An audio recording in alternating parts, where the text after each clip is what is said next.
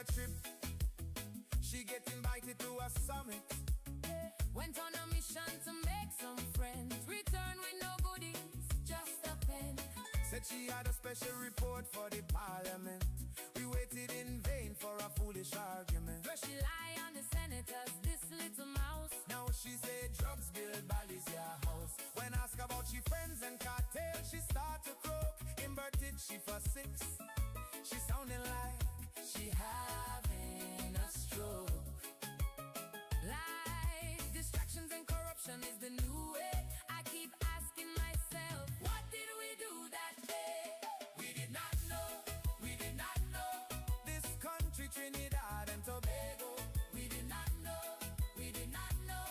Our country's now a circus show. What did we do? What did we do? We are sorry if we only knew. What did we do? What did we do? P&M, we miss you. We did not know, we did not know. This country, Trinidad and Tobago. We did not know, we did not know.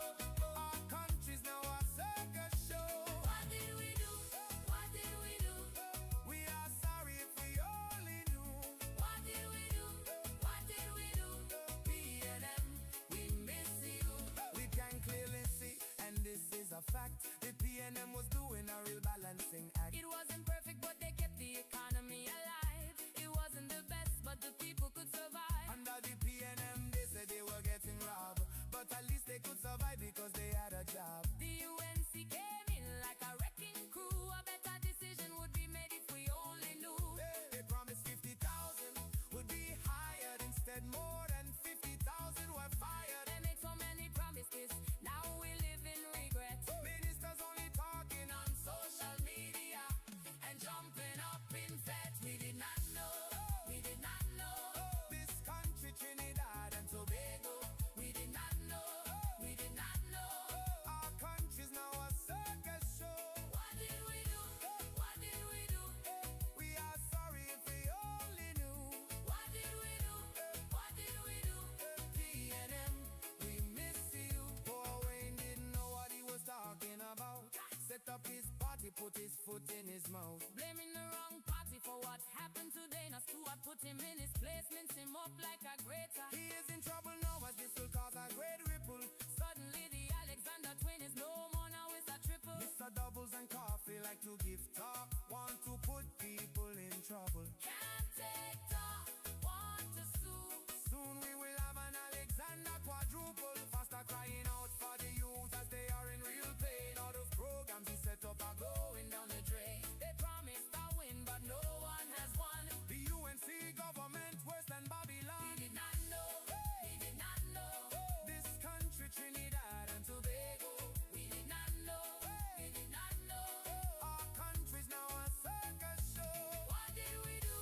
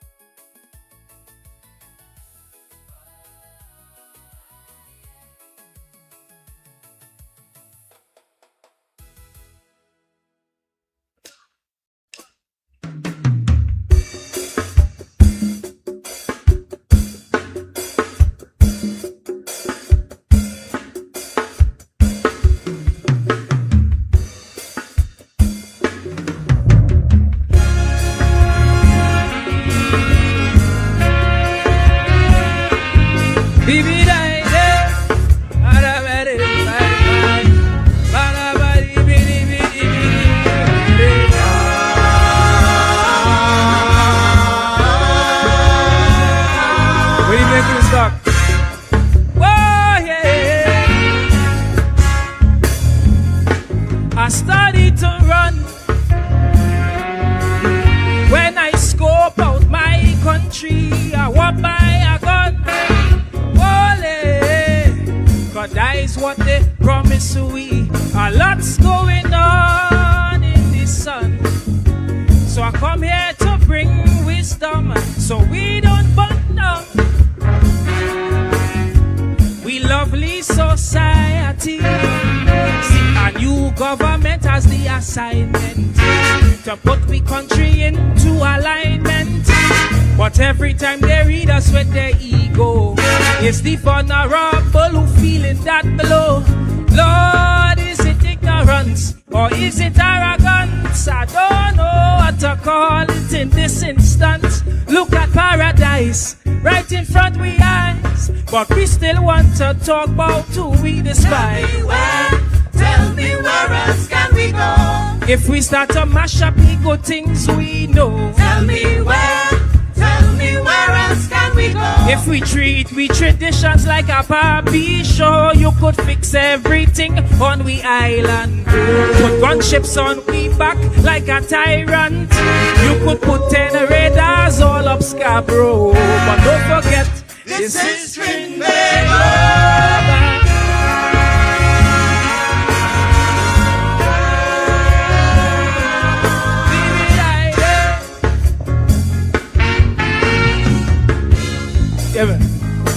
We love we freedom,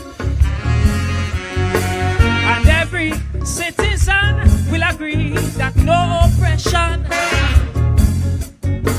will be accepted by our Trini. We come from long days on the ground, working hard until daylight come, so we'll see it wrong to be a financial donkey. 'Cause every day we see a new taxation that causing a new kind of sufferation. And when you don't create that irritation, you send police to fix with desperation. Lord, where's the common sense? Where's the true intent to make you think oppression is relevant? Don't be shocked, my friend, when we start to bend and you see them placards in front of the parliament. Tell me where else can we go? If we little children are not free to grow. Tell me where else can we go? If they try to ban the words in the calypso, you could try to stop social media or the taping of police murders. You could rewrite a bill like this also. But don't forget, this is Trinidad.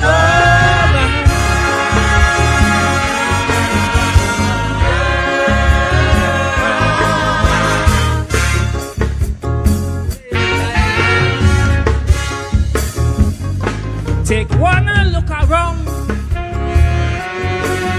even lingo and all could see confusions in tongue,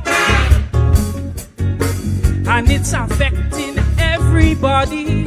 Politicians and Facebook trolls, even Caisonians lost their role. The world's upside down, and I'm worried for my country. 'Cause every day I see victimization, racial and social aberration. We saying is love need to go wrong, but we spreading this thing like a toxin. Man, things getting so tense, some can't pay their rent, and the effect of this feeling permanent. But what scares me though, just so that you know, is the money we about to borrow. Tell me where else can we go? If the IMF start to pull we toe. Tell me where else can we go? If we toilet paper start to run too low, you could stress out the sea pepper worker. Take a fool and make him a leader. You could change every board 'cause it's your show. But don't forget, This is Trinidad.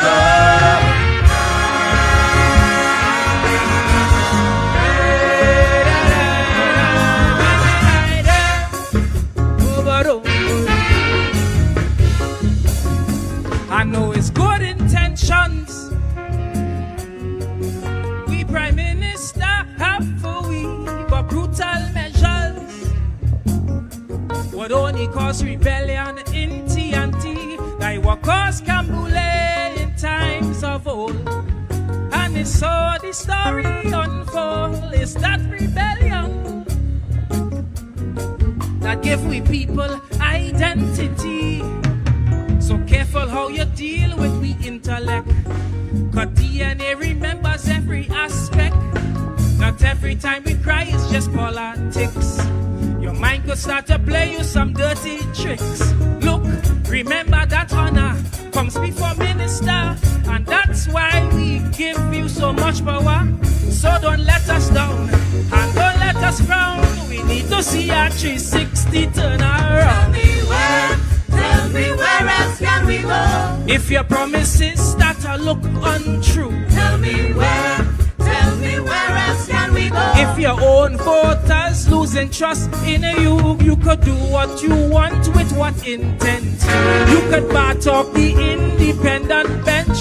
You could change the country that we once know. But don't forget, this is Trinidad.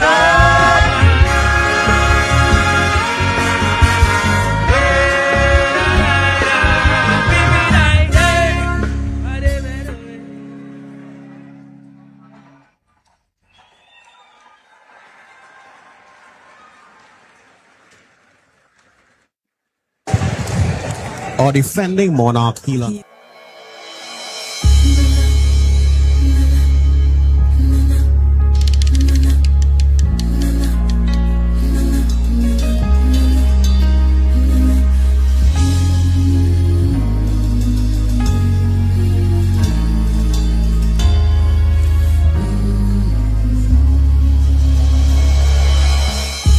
Tired and I'm worried and I'm feeling the pain. My faith's been tested time and time again. Oh, but my spirit is determined to believe and to overcome life trials that seem to never done. But still, I kneel before you with a praying song. Lord, I come to pray for the strength and the faith that's required. Amen. I pray for my people to not lose their fire. Amen. I send in prayers for those who suffering in silence. Grant them wisdom, cures, clarity and guidance. I pray for the young and I pray for the old. Cover their minds, Lord, don't let them lose control. Though we stand in sin, no transgressions are many. Thank God for the life that He gave me. To all you who doubting and losing faith, time to congregate, no time to separate. I'm calling on the prayer warriors in the country. Come for Trinidad, need we, cause I say Trinidad need a blessing. Tobago need a blessing. Tobago need a blessing. Amen. Trinidad need a blessing. Tobago need a blessing. Tobago need a blessing. Amen. Life is getting harder to manage. Oh yeah. The plan you had for us, it's vanishing. Because the violence, Lord, the nation in distress. What's it gonna take? We need a rest. It's time that we repent and we confess. Cause Lord, I'm tired of the bloodshed, it rising in numbers. Amen. I'm tired see the youth choose the path of plunder. Amen. Can't walk the street in peace is a problem. Father, intervene, please save your children. Amen. I pray for them gangs, them surrender your soul. You're not fully done, but you're fully in control. To change up your mindset and clean up your community. Thank God for the life that He gave we. To all you who doubting and losing faith, time to congregate and no time to separate. I'm calling all the prayer warriors in the country. Come for Trinidad, need we, cause I say Trinidad need a blessing.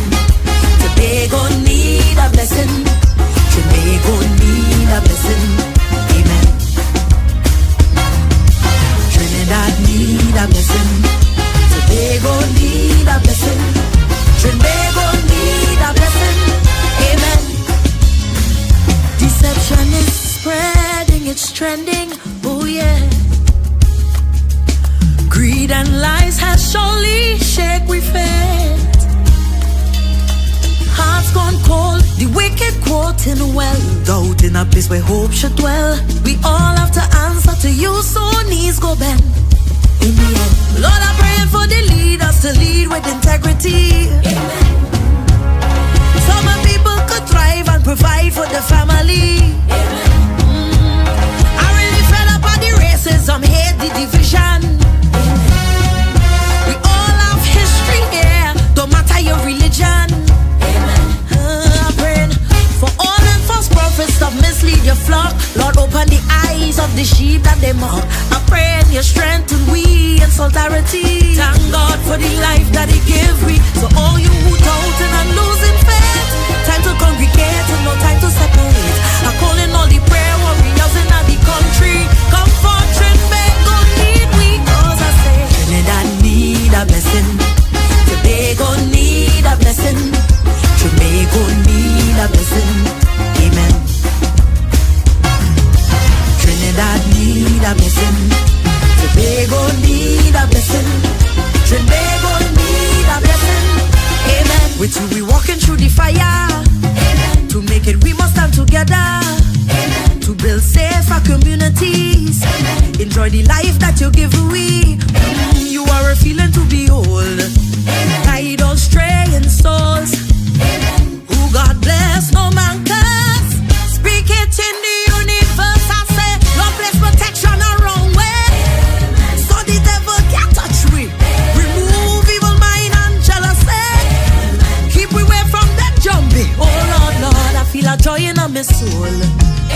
Cause you always in control. The only way that I know. Make a joyful noise and sing with me. Trinidad need a blessing. Tobago need a blessing. Tobago need a blessing. Amen. Trinidad need a blessing. Tobago need a blessing. Tobago need a blessing. Amen. Tobago need a blessing. Amen. They gon' need a blessing. Amen. Amen.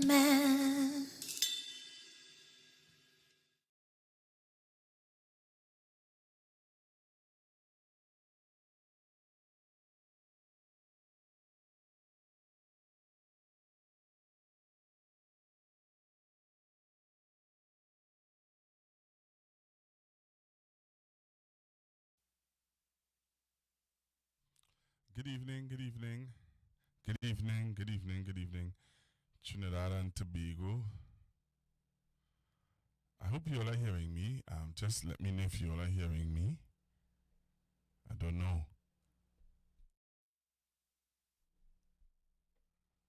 Alright, so I don't know if you guys are hearing me.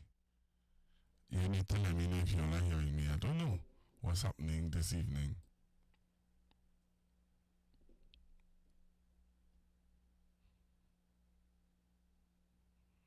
Alright. So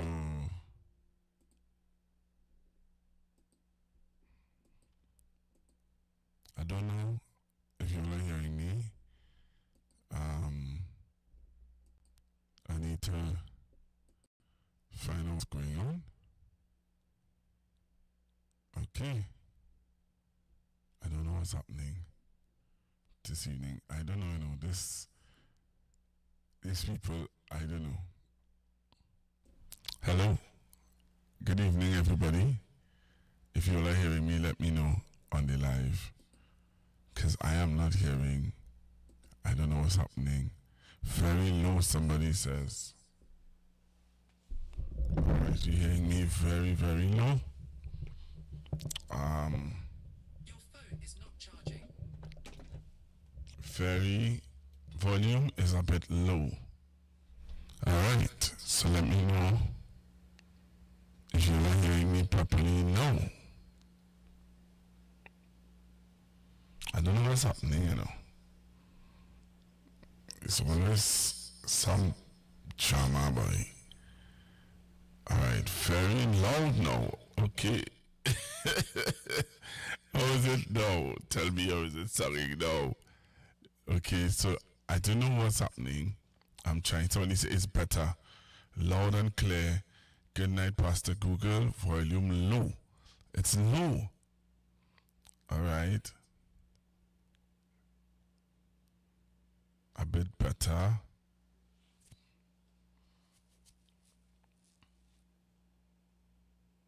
Somebody say hearing very good. Mic low. Audio issues. Good evening. Alright. So as you're coming on, let me know if you're hearing me. Because I am not hearing myself. Alright? So you all need to let me know what's going on.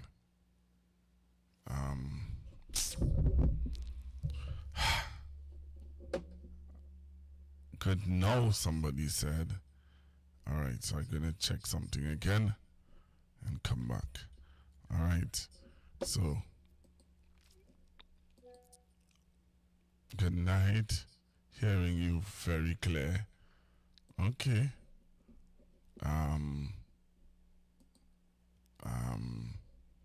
Alright, so let me try something and see. I'm going to try something and see. So you all stay right here. Don't come off. We need a movement.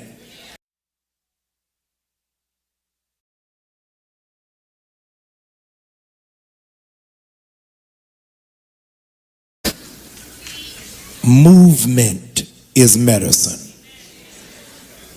Sharpens your mind, balances your body, fixes your focus.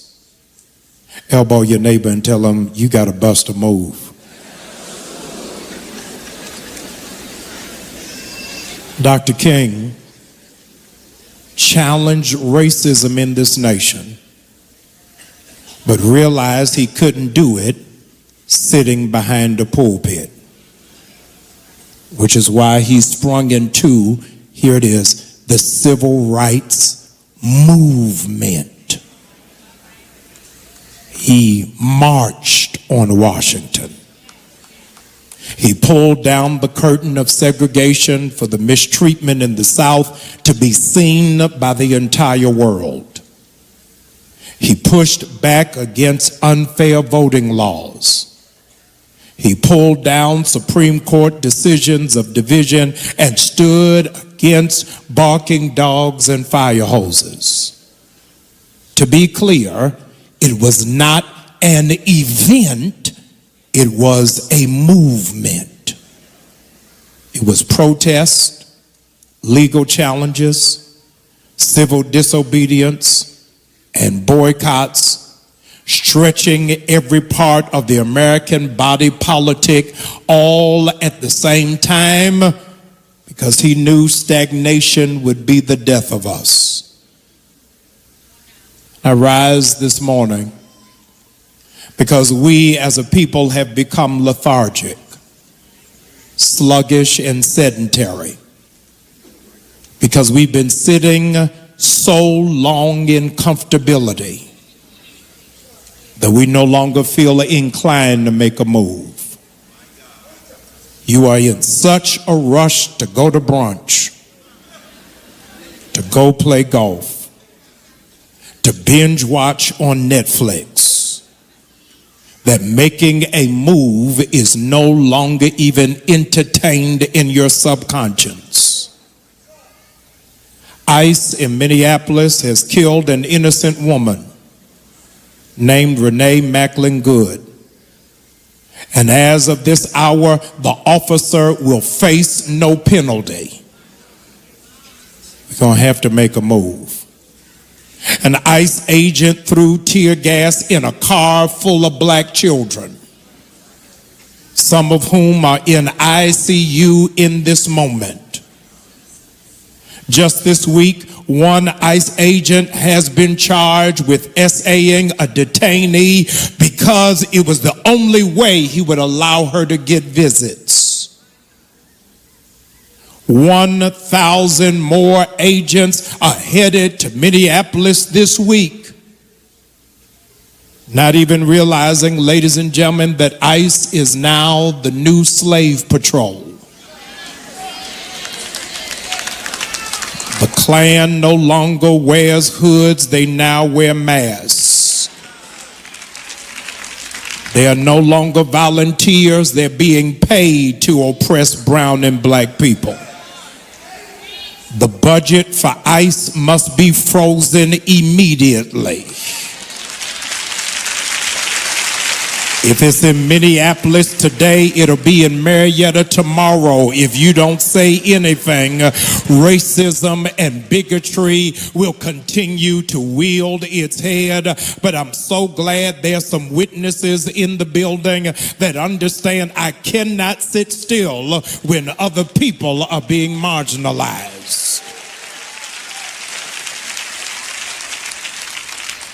Donald Trump said civil rights has made white men get treated poorly. If they getting treated poorly, then black people are below welfare. They want to go door to door and arrest people with no warrants and no probable cause, and all while he has named himself as the acting president of Venezuela.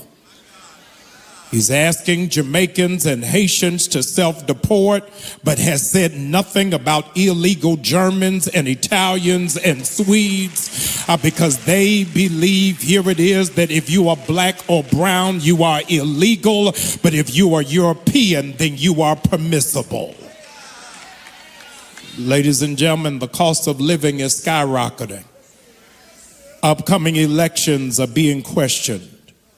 And military leaders who speak up for accountability are having their pensions being cut. We need a movement. All right.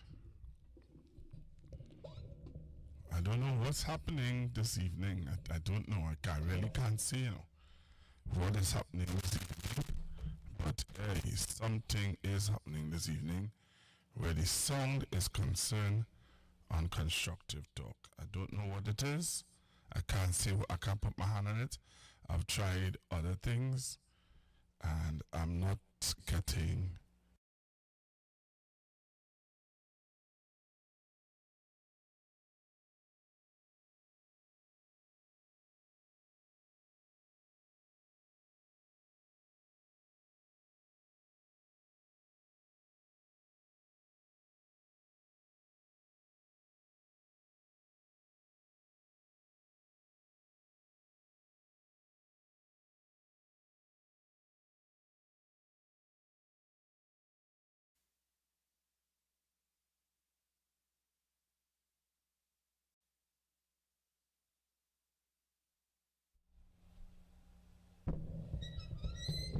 so I'm trying it again, and I know that is not sounding good.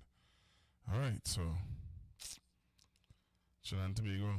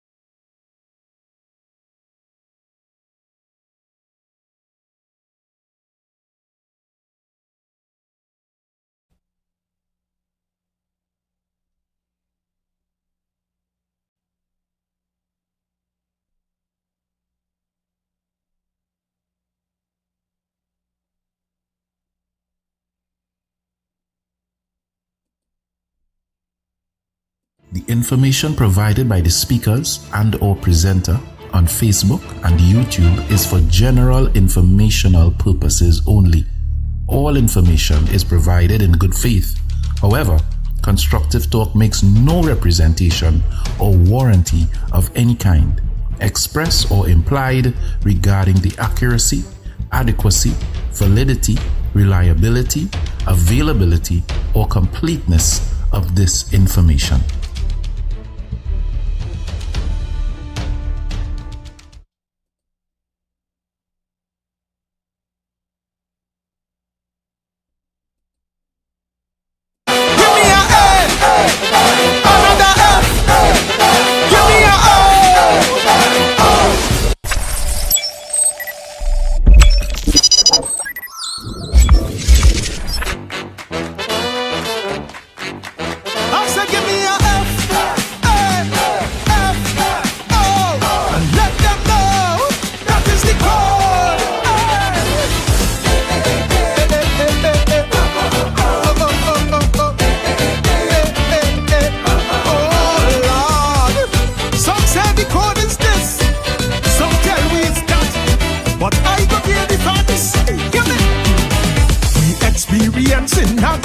Phenomenon with serious issues, mankind choose to fool around.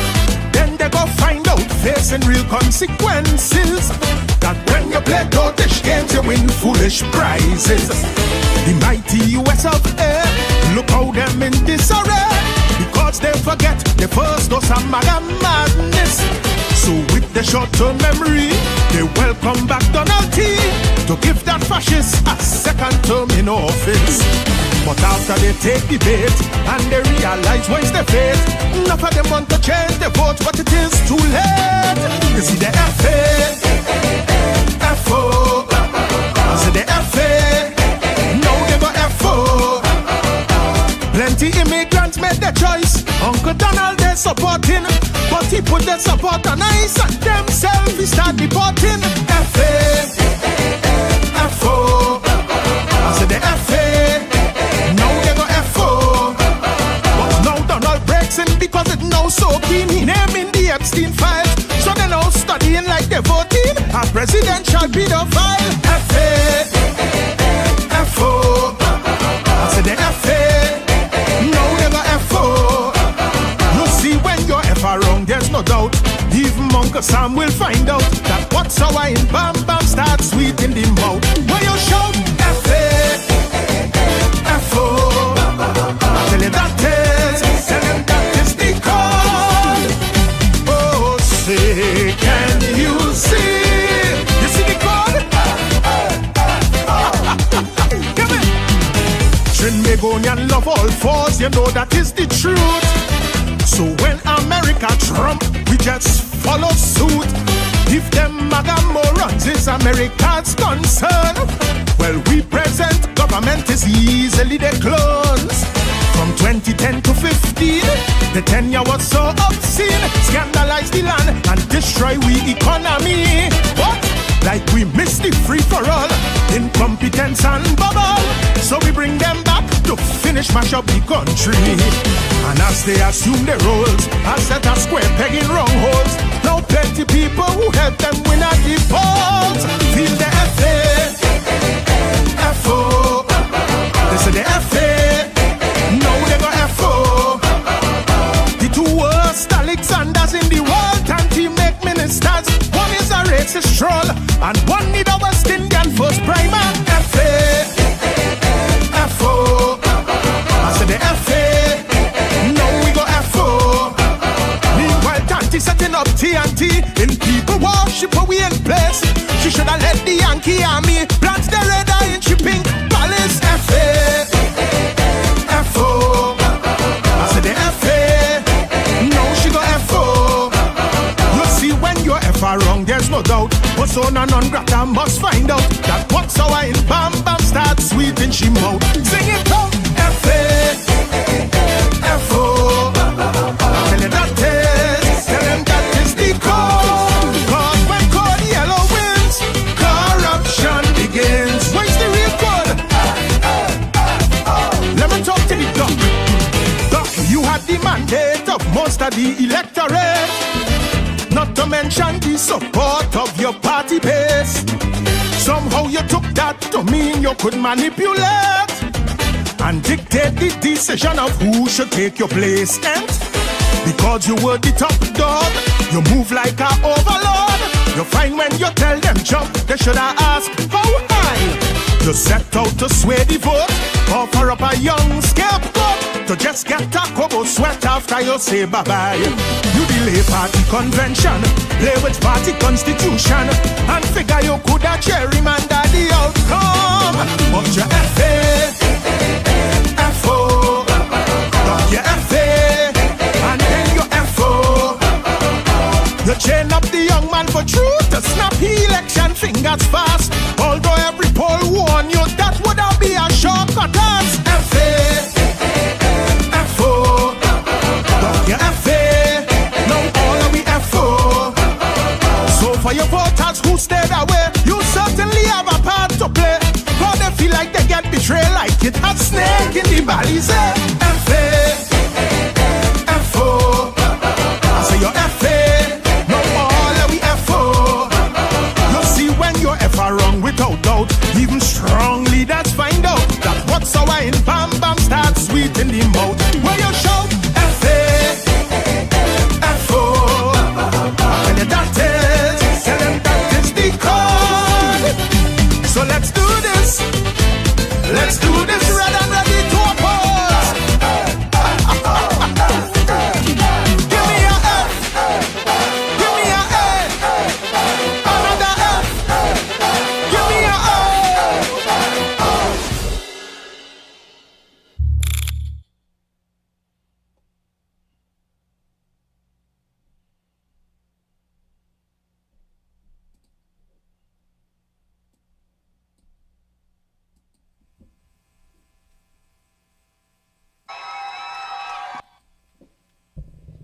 All right, so I'm trying to see if I could rectify the audio problem. So those of you... So as we get ready for our next performer. All right, so those of you who are locked on onto the live, I'm trying to get the audio to sound proper. So if you are on the live, you can tell me if it's sounding better or not. But I'm trying my best to get the audio to sound properly. All right, so you have to work with me this evening. You have to be my song engineer. All right? Not hearing anything. Pastor, what happening, my Lord? All right.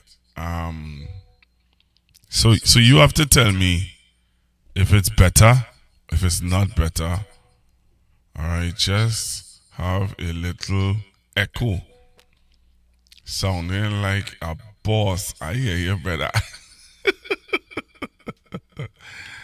Oh my goodness, we're trying to sort out the audio. One of the songs that's afraid to be wrong. The name of the song is Big Sail. The name of the singer, Queen Victoria.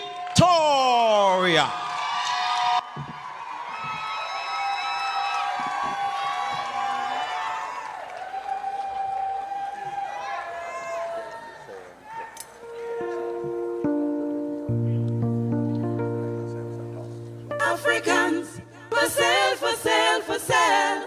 Africans, for sale, for sale, for sale.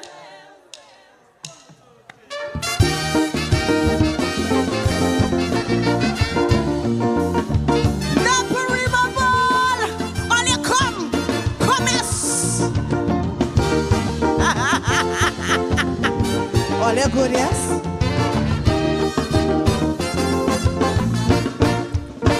I was lying with some old men before the election, and well, I was amazed of their discussion. They were discussing the election of 2025, how Africans were selling cheap and UNC buying dead or alive. One old man shout out, fellas, give me your attention. UNC can't win by themselves, no election. You see, they're sitting and they're planning to make a decision. So she called out Shilaga, who the old FIFA wanted man. She said, call the trade union, let we start negotiations. And we could call out a big sale and we go buy out some Africans. Africans for sale, for sale, for sale. We buying Africans. Sing the thing. Africans for sale, for sale, for sale. We buying Africans. She don't have all she chance and she the honor rhymes. Now what she need is some slave names, man, some big strong Africans. Africans for sale, for sale, for sale. We call it good or bad. Africans for sale, for sale, for sale. Tobago and Trinidad. Oh, somebody pinch me. Hey, UNC sitting and they're waiting patiently. With about 16 safe seats, they don't win that already. The woman said, I have my people and they are born UNCs. Now all I need is some Africans who got their names out of slavery. She said that she hear they're really selling cheap, and she could buy them very cheap, 500 and a jersey. A lot of people will cry when she's finished with CPEP, because she is not holding back them P&M have nothing to get. She said it's party before country, all you never, never forget. She will care for her people and she have no blasting regrets. Africans for sale, for sale, for sale. We buying Africans. She buying Africans for sale, for sale. Listen, we buying Africans. She said we like crab in a barrel. We pulling each other down. But I want their votes, so I jam them the winning song. And all they know it, Africans when you wins, everybody wins. Africans for sale, for sale, for sale. Tobago and Trinidad.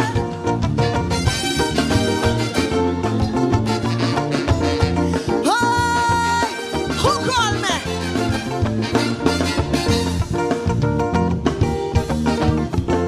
I want this verse slow, right?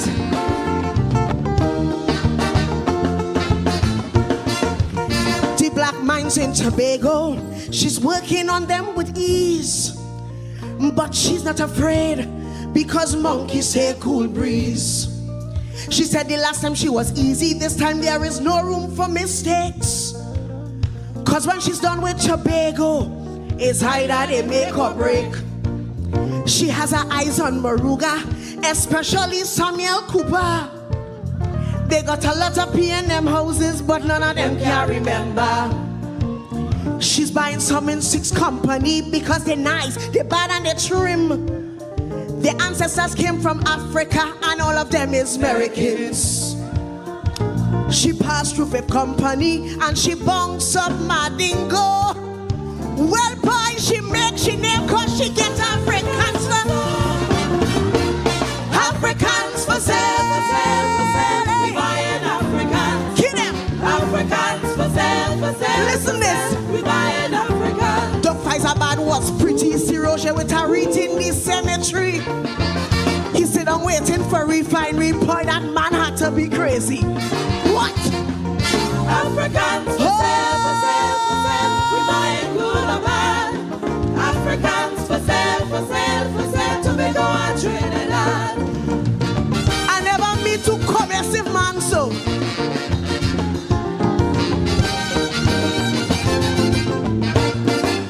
She said my people are loyal, they don't vote for other parties. But them P&M people just show them some money, stag and roti. She said I have my safe seats in the safe hands of Caroni. She go on to St. Couva, straight down to St. Paris. She said I love my people, for 10 years we out in the rain. But when I get back in there, things will never be the same.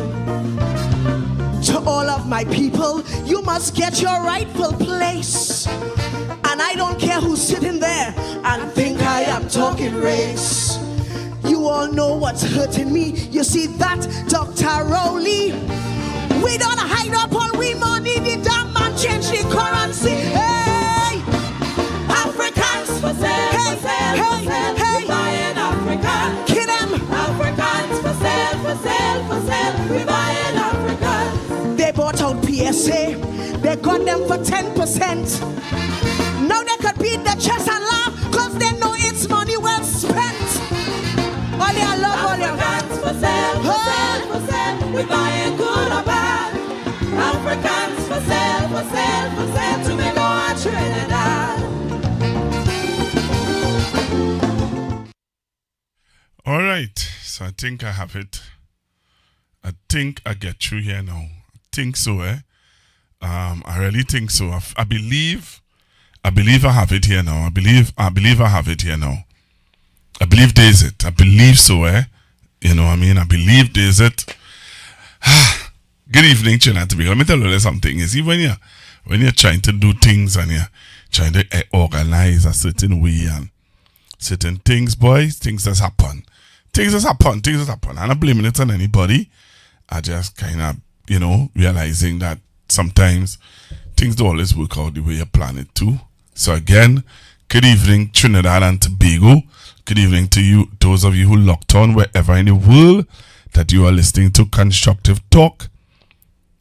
Thank you very, very much for being a part of this evening program.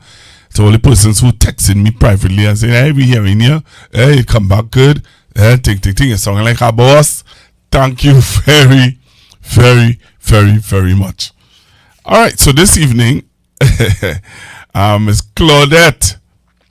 Miss Claudette, good evening to you. Miss Claudette is living in where is called that, boy? What area is that in what's that area again? Miss Claudette, I can't remember the area you live in now, that is not Mount Moriah. Where that is again?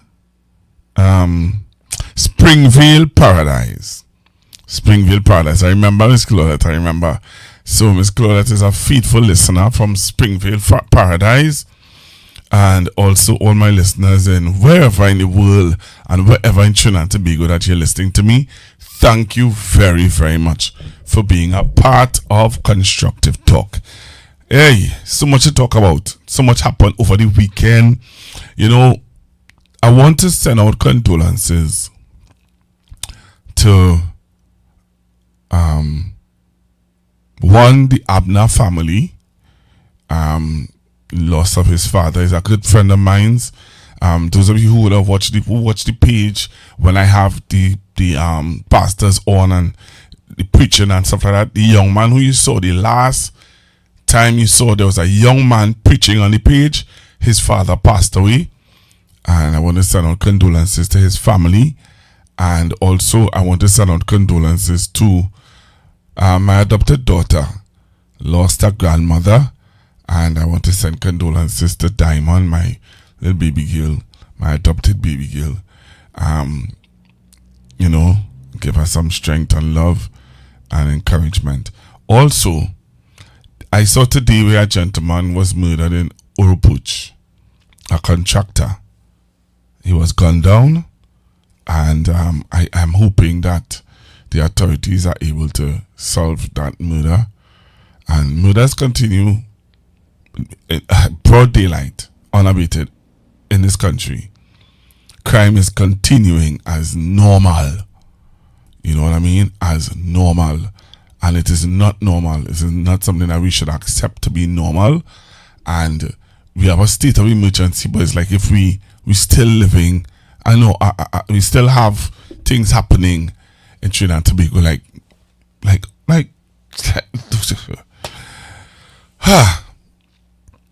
coming up next week, I hope some of you would have seen when I played that ad, a tribute to Miss Balisier Keegan. It's happening on the 24th of March 2026. The venue is in Abrima Bowl, San Fernando at 7 p.m. Tickets are $150.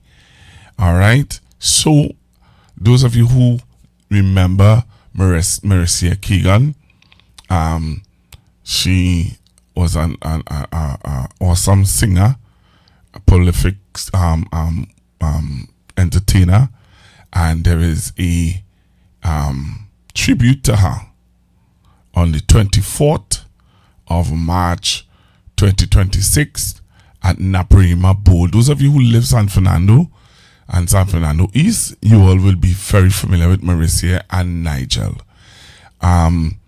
They are going to be they'll be great entertainers, and I'll be there opening in prayer and praying for the family and praying for them to continue to have the strength to continue to move on and to go on. And it's tough and rough at times, but they give me the honor to pray for them and pray for the proceedings. So I will be there, but I'm encouraging you to be there. But Constructive Talk is going to be giving away 2 tickets for the event. All right, 2 tickets for the event. So take a look at this.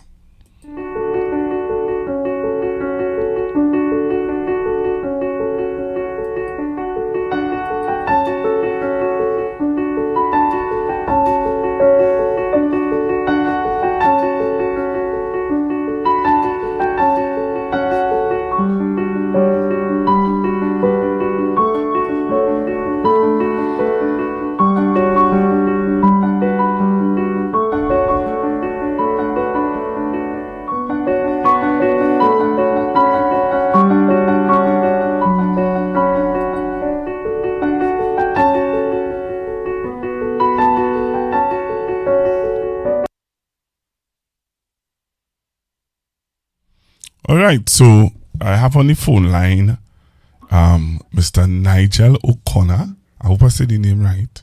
I was going to buff when I say it wrong, So I don't want him to come in and buff me for saying his name wrong.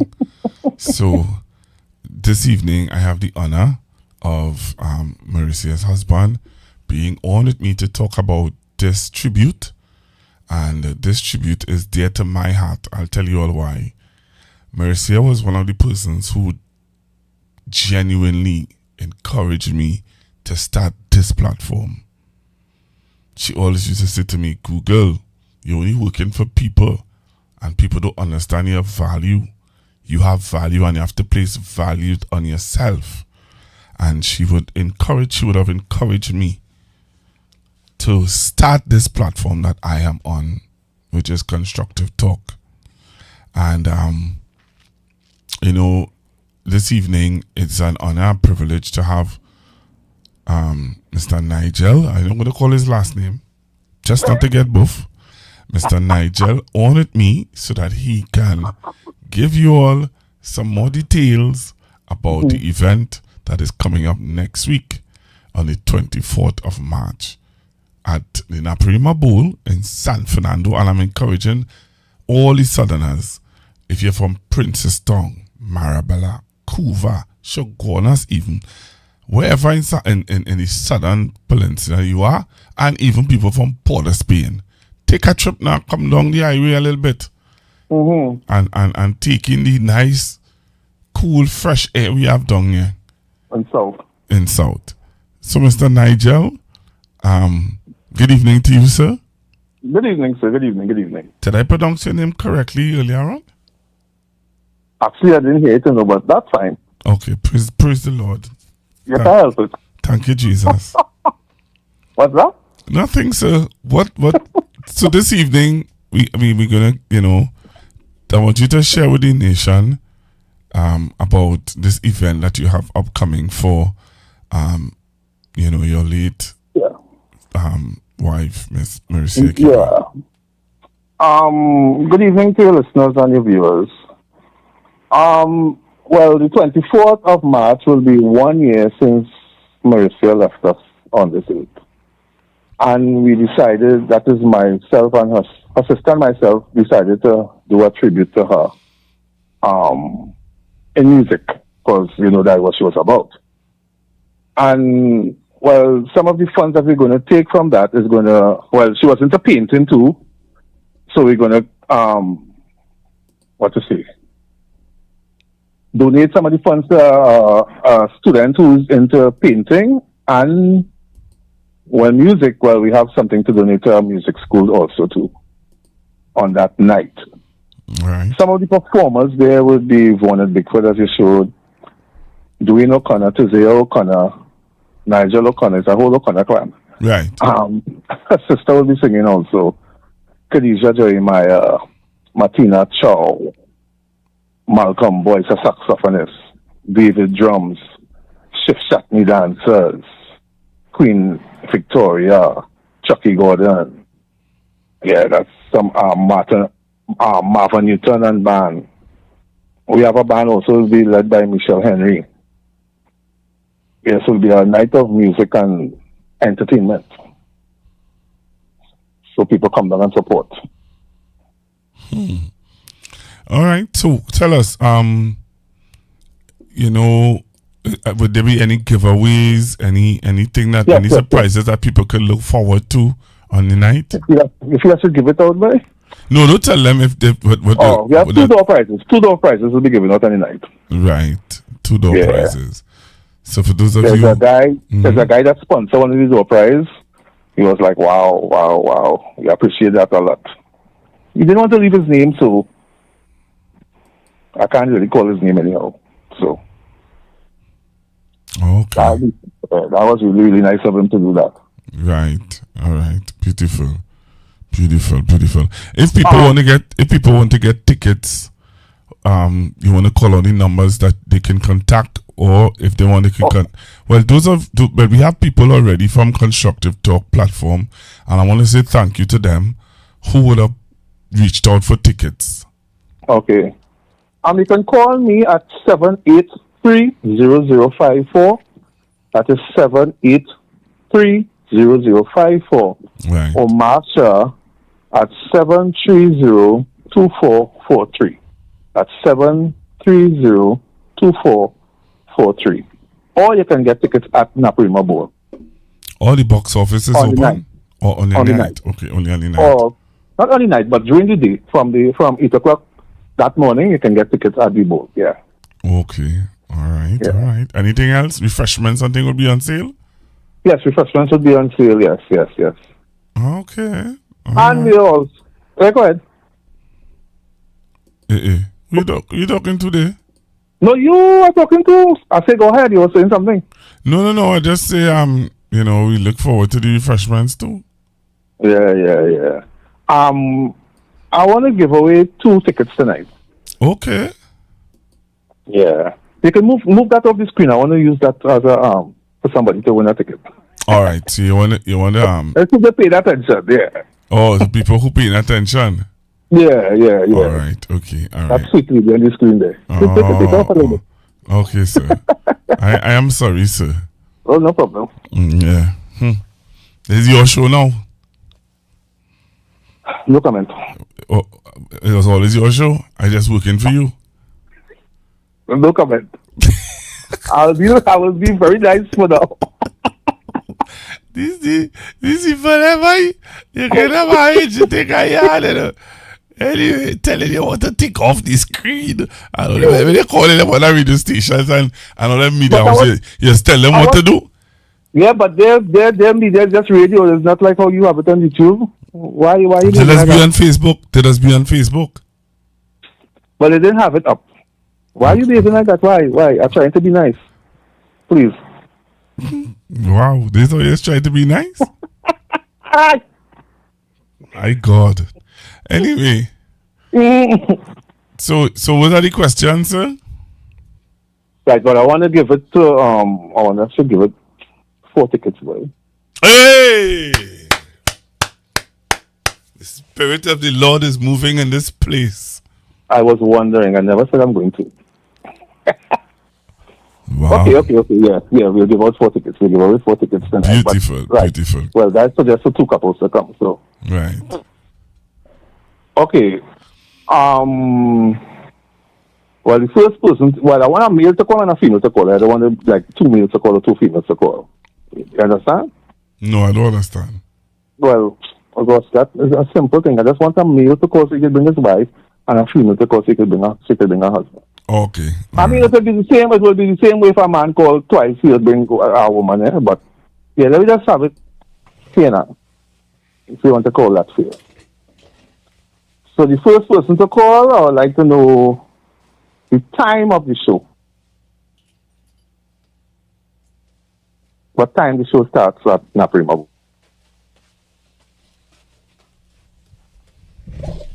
All right, so you want two persons to call in, a male or a female. Well, you want somebody to call in now, and you want them to tell you the time of the show. Yeah, that's the first person to call. They give me the time of the show. Okay, then. What time the show starts? All right, so hold on, Mm-hmm.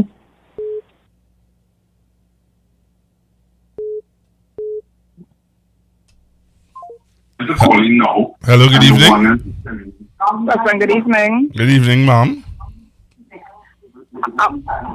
I'm calling to see the time of the show. Yes. It's at 7 p.m. It's at 7 p.m. Yes. All right, so hold on, On the 24th of March. All right, so hold on. Hello? Hello? Just now, Mr. Nigel, you hearing me? Hello? Yes. Just now, hold on. Trying to get Mr. Nigel on. Mr. Nigel, you hearing me? Hold on, Hello? Yeah, you hold on, caller. Mr. Nigel, you hearing me? All right, so, okay, but I hearing you. All right, that's not. All right, Nigel, I'm hearing you. You hearing me?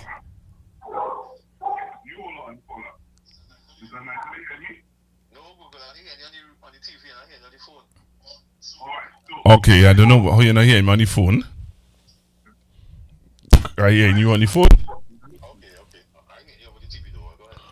All right, so the person said 7 o'clock. All right, so the person said 7 o'clock. Hello? Yeah, the person said 7 o'clock. Hello? All right, so correct. All right, so you're giving that person the ticket. Correct. All right, so what we will do? All right, so what we will do? We'll let them. So, caller, hearing me? Okay, she's correct.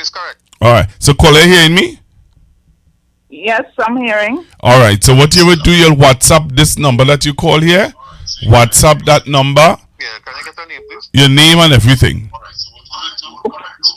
Okay. All right then. Thank you. Welcome. All right, bye. Yes, I'm hearing. All right. Thank you. All right, so we're getting some problems there. All right, Nigel, you hearing me? All right, then. Thank you. Nigel.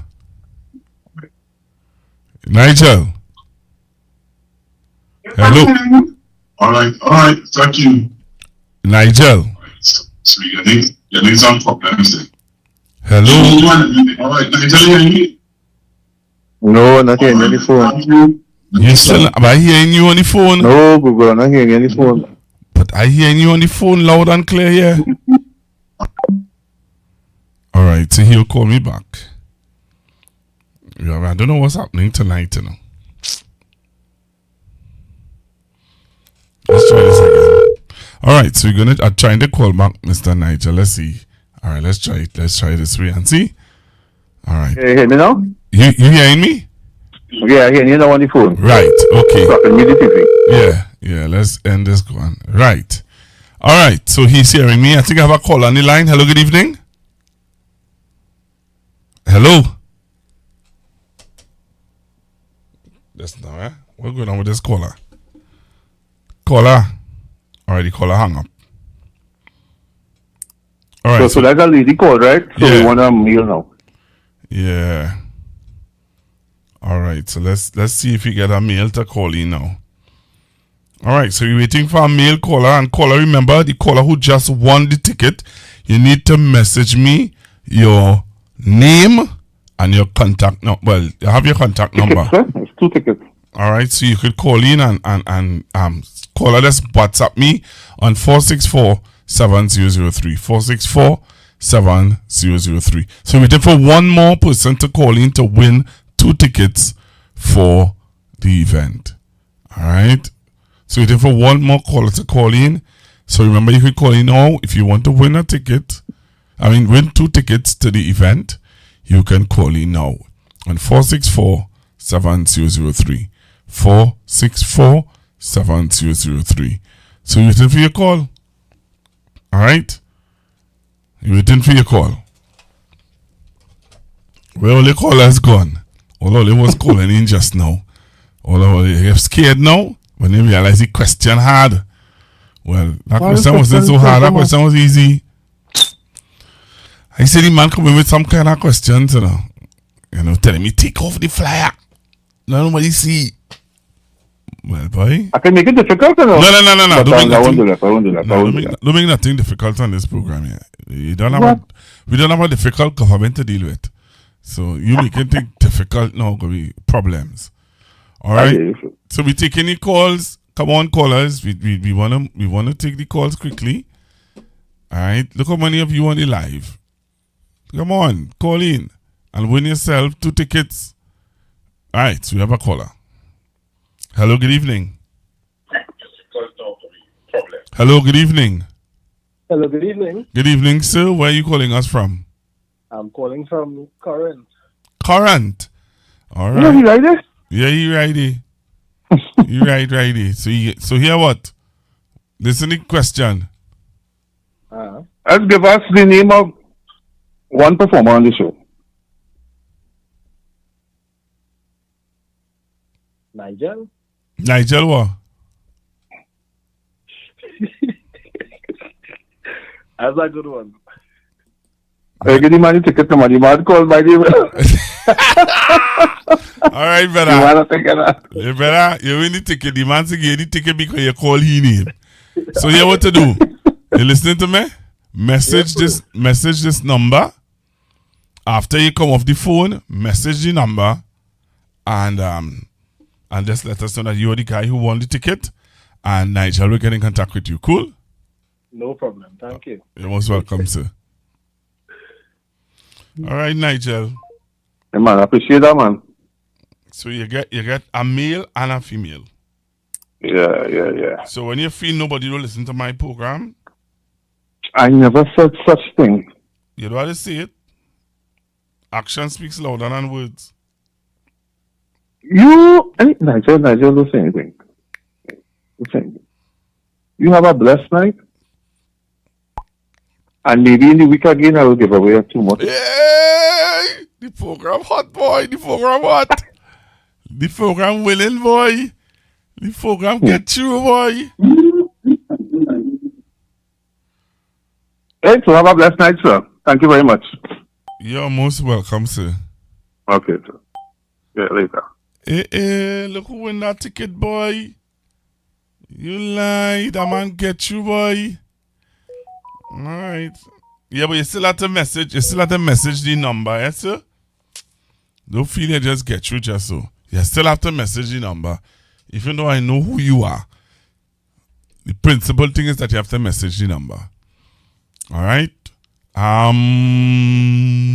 So let's go straight into the program this evening. The program this evening is dealing with issues that arise over the weekend, coming into this week, today. Right? What is that? It started on Friday in the Parliament. Okay? It started on Friday in the Parliament of Trinidad and Tobago. And I just want to touch on it because it is something that those of you who are we have to stand up for something, because these people just, I don't know, they just want to continue to spread lies, misinformation, and have people believing whatever they say is truth. All right? So here what? I am going to play a clip, and I want you all to listen to the clip.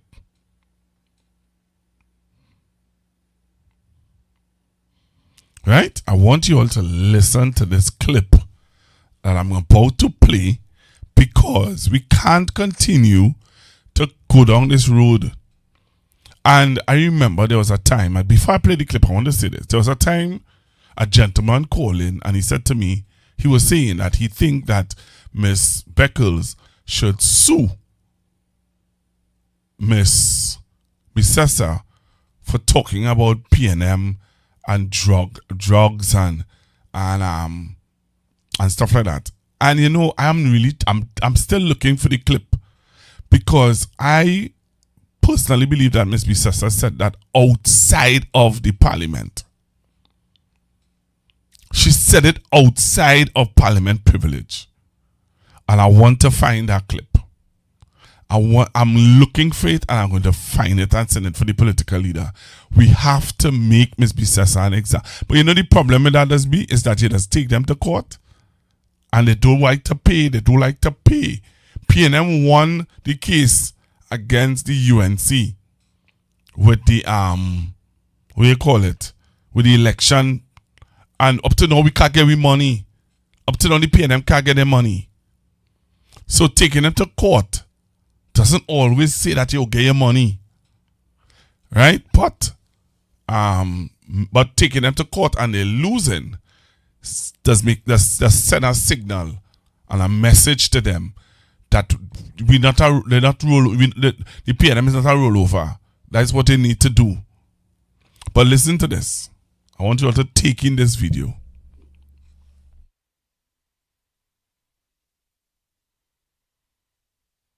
Debate quickly turned heated after the Prime Minister took aim at the opposition throughout his speech.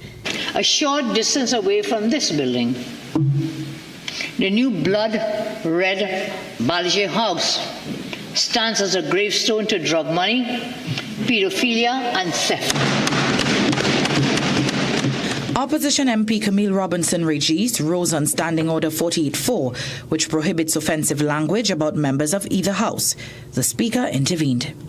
Prime Minister, can I ask you to use more neutral language as we move on? But the Prime Minister pressed on. I did not name anyone. It's a class of persons. If it falls in your garden, in your front yard, so be it. The PNM, some of them, they're local drug mafia financiers, some of them, they're pedophile lodge friends, and the fake eater food elite clearly view. Opposition leader Penelope Beckles also challenged the remarks, but the Speaker changed his tune. Mr. Speaker, if you are saying that statement is not directed to a member of the House? There is no member to whom it's directed. It's directed at an entity, which all members are entitled to. Former Finance Minister Colm Imbert later questioned whether the Prime Minister was aware that 2 UNC operatives were once sought for extradition in connection with funds from the Piarco Airport project allegedly traced to a Colombian drug cartel. The Prime Minister responded sharply. MP, no, I'm not aware. But you know what? You know what I know? No. What I am aware of is that drug money. Reacting via text, PNM Chairman Marvin Gonzalez condemned the remarks, accusing the Prime Minister of making, quote, scandalous, unsubstantiated allegations without evidence. He said the comments were an attempt to distract from what he described as government incompetence. Doris Polo, CNC3 News.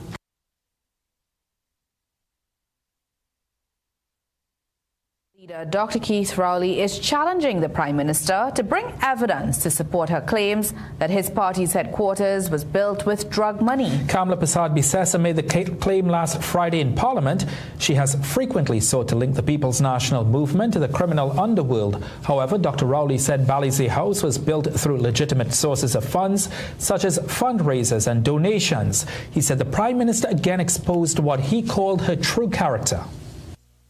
I told this country before that you're a jamet, and today, if they can't come in front of me and show me an iota of evidence to support that allegation, I say again, that we are unfortunate to have a Jamet as the Prime Minister of Trinidad and Tobago. And on the one-year anniversary of his historic resignation from office, Dr. Rowley said he has no regrets but admitted that he took a gamble on the leadership transition that did not pay off. Debate quickly turned heated after the Prime Minister took aim at the opposition throughout his speech. A short distance away from this building, the new blood-red Balisier house stands as a gravestone to drug money, pedophilia and theft. Opposition MP Camille Robinson Regis rose on Standing Order 48-4, which prohibits offensive language about members of either house. The Speaker intervened. Prime Minister, can I ask you to use more neutral language as we move on? But the Prime Minister pressed on. I did not name anyone. It's a class of persons. If it falls in your garden, in your front yard, so be it. The PNM, some of them, they're local drug mafia financiers. Some of them, they're pedophile lodge friends. And the fake eater food elite clearly view. Opposition leader Penelope Beckles also challenged the remarks, but the Speaker changed his tune. Mr. Speaker, if you are saying that statement is not directed to a member of the House? There is no member to whom it's directed. It's directed at an entity which all members are entitled to. Former Finance Minister Colm Imbert later questioned whether the Prime Minister was aware that 2 UNC operatives were once sought for extradition in connection with funds from the Piaco Airport project allegedly traced to a Colombian drug cartel. The Prime Minister responded sharply. MP, no, I'm not aware. But you know what I know? No. What I am aware of is that drug money. Reacting via text, PNM Chairman Marvin Gonzalez condemned the remarks, accusing the Prime Minister of making, quote, scandalous, unsubstantiated allegations without evidence. He said the comments were an attempt to distract from what he described as government incompetence. Doris Polo, CNC3. So you heard it. But what are your thoughts about what you just heard? 464-7003. 464-7003. What is your thoughts? I'm taking your calls, hearing your views on constructive talk today. 464-7003. What is your thoughts on this situation? Right? As I said before, I remember there was one time, a caller and I, we were talking about this, and he would have said to me that he think that the opposition should take Ms. Bisasa to court, but it's really the fact of the matter now is to get the recording, right? Is to get the recording of Ms. Bisasa saying that outside. Hello, good evening. Good evening. We showed you all for a while. Yes, sir. Well, all I have to say, as the rightfully Doc said today, there is no opposition member that is in the court, and investigated for, I think what the name is, excuse my tongue,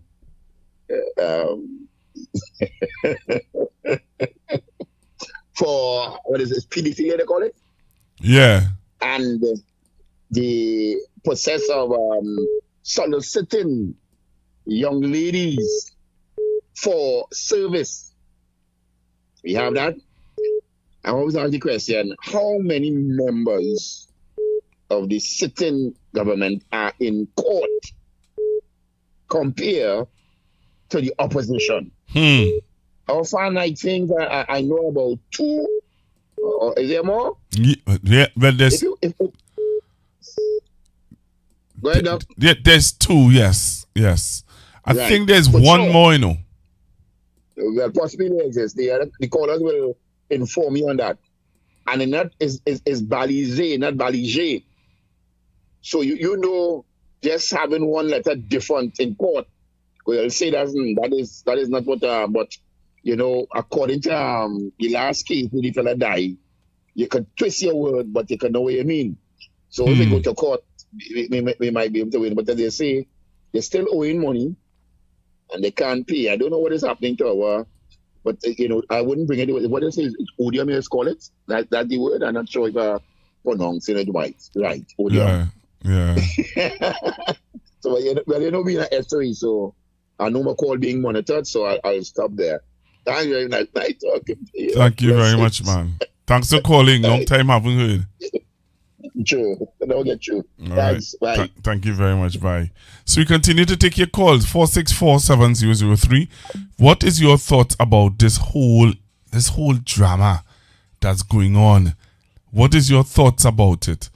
All right. As I said before, you know, the caller is saying, well, she's saying Balisier. So just by saying Balisier,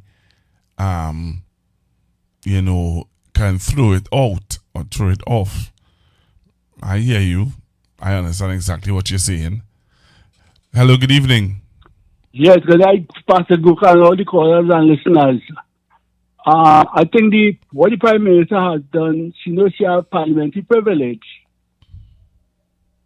So she used the opportunity to say that, but she don't have proof. She can't prove it. She just throw that. Right. Yeah, you understand? She knows she has parliamentary proof. She protected. She could say that in Parliament, but she daren't come outside of Parliament and say that. Because she knows she will get sued. Yeah. So she just used that as an opportunity to say that.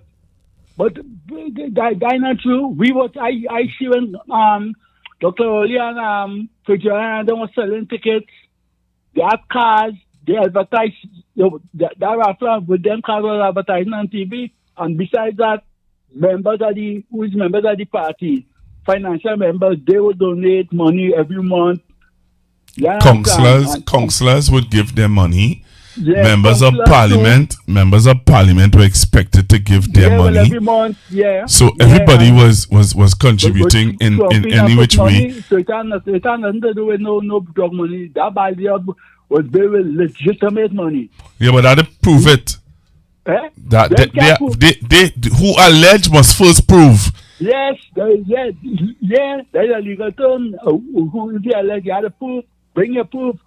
Or take it to the police and get sued. Thank you.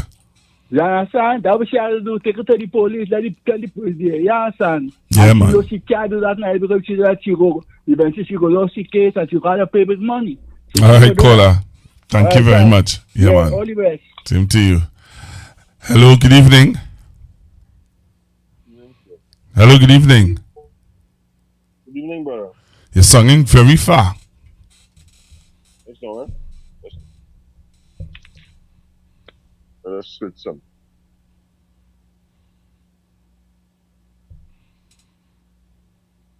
So, I was saying, right? The Prime Minister knows exactly why she said what she said and where she said it.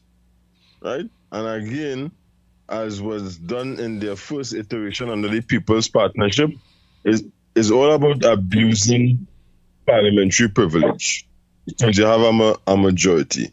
And then you have a compliant speaker once again. And this one is bent over backwards to accommodate her and her other members of parliament. But the interesting thing is, and the matter was raised in the meeting last night and a little bit by Dr. Rowley.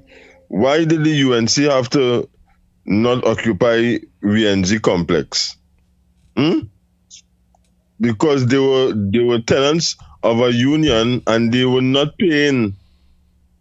The building where they are now, where they continue to hold press conferences speaking about state business, flying the UNC flag. Who is the owner of that building? And what is the arrangement between that owner and the UNC? Could they tell us that? Because I know one of the major financiers would have died. That is Mrs. Bhagwan Singh. She was one of the main sponsors. Just as the PNM could account for the fund, how they raise their funds and things. Could they account for their funds? Could they account for their funds? And if the incident of last Friday is anything to go by, and what we have seen out there on social media about the amount given in financing the UNC's 2025 campaign, right? We see how dangerous that could be. And curiously, look at how the live sport matter has come back into full focus now, where order to produce documents has been obtained by the police, right? I mean, 13 years too late, right? And again, based on what? Evidence that is out there in the public domain. So as I said, bring your evidence. But I am saying that as long as this government in power, that is what they will do. They will abuse parliamentary privilege accommodated by this speaker to do what they will. And it's very little that the sitting opposition could do once these utterances are made in Parliament. Just as what they did, savaging and tarnishing Dr. Rowley's deceased father and himself through Vanilla Allen Toppin. You understand? That is what they will do. And all that does is put it out there and say, hey, or they take that, or they can't do nothing. And I believe that parliamentary privilege, the time has come when we must consider whether it's a good thing that should be absolute, and whether there should be some limits on it, where parliamentarians who make irresponsible utterances without evidence, they should face some sanction, right? Because this is terrible. Yeah. Thanks for the opportunity. You're welcome, man. You know, people are finding the videos, not video, but the pictures of the tickets. You know, the tickets of the raffle, when the PNM would have done their raffle, people are finding the tickets and putting it up on social media. Imagine that. People are finding the tickets and putting it up on social media. Hello, good evening. Good evening, Pastor Google. If a gentleman brought up that incident, that situation in regards to parliamentary privilege, and it is a private. You're breaking up. I don't know why you're breaking up like that. Oh, I'm sorry. Okay, you're sounding better now. Better? You're sounding a little better now. All right. A private citizen felt prey to having his name besmirched in the parliament, and he could do nothing about it. But let me make the point that some of the PNM members, some of us, are going down a particular road that is unhealthy. Here it is, you are able to pull a recording of members of the opposition crying foul on the behavior of the Prime Minister in the House, including the political leader and opposition leader, getting to her legs to say what she had to say. And you saw the response of the Speaker. Why are we trying to make it out to be that only some members of the opposition are saying anything? Why? What does that get us? So what you're saying is that in some circles, they are saying that the opposition leader did not say anything about this? Exactly.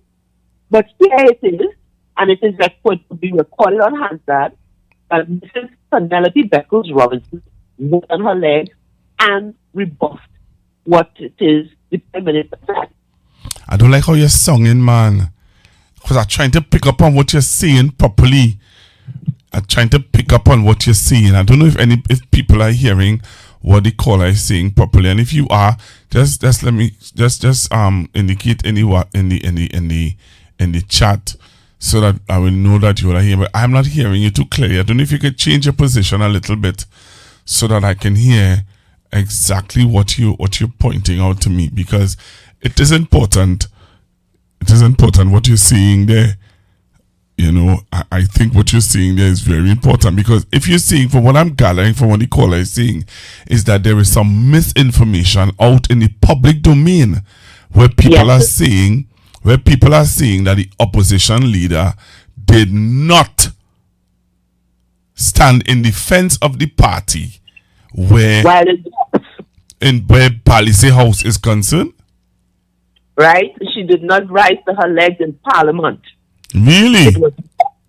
It was left to other members of Parliament on the opposition bench to rise. And this is clearly so. No, caller, don't do me that. Don't do me that, caller. Don't do me that. Don't do me that.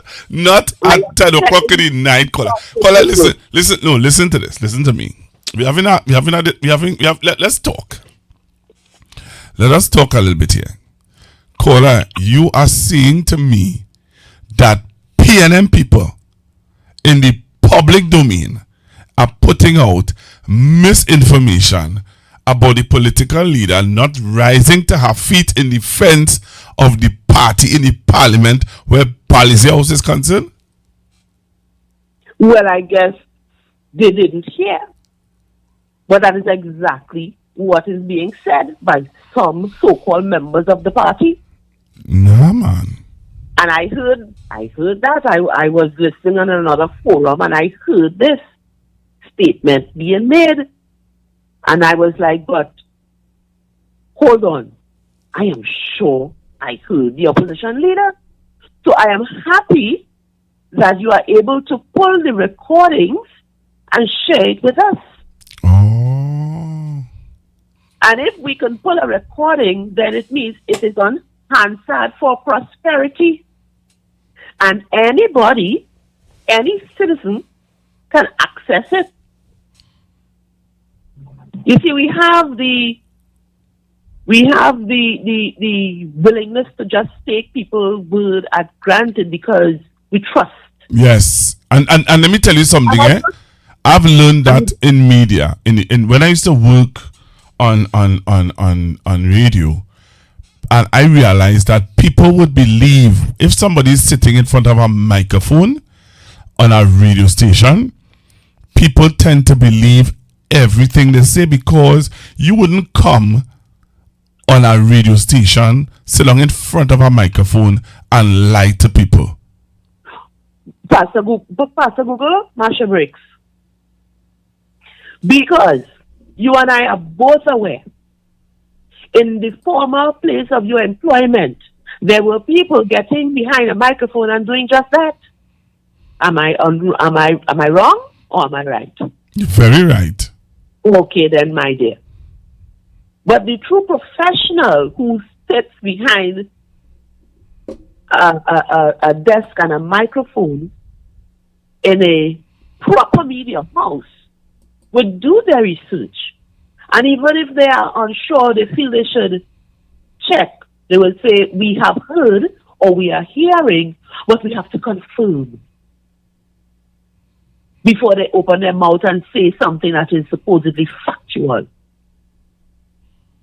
But some of us today seem to be just taking information from who we feel wouldn't lie to us, and we're running with it without fact-checking. This is sad, though. That is unfortunate. You know what makes it more sad? Is that you're seeing that it is people from the party that is doing it. Yes. It's unfortunate. Wow. It's unfortunate. I go through things on Facebook and Instagram and wherever, and I head to Google. If my not you, Pastor Google. Yeah, I know.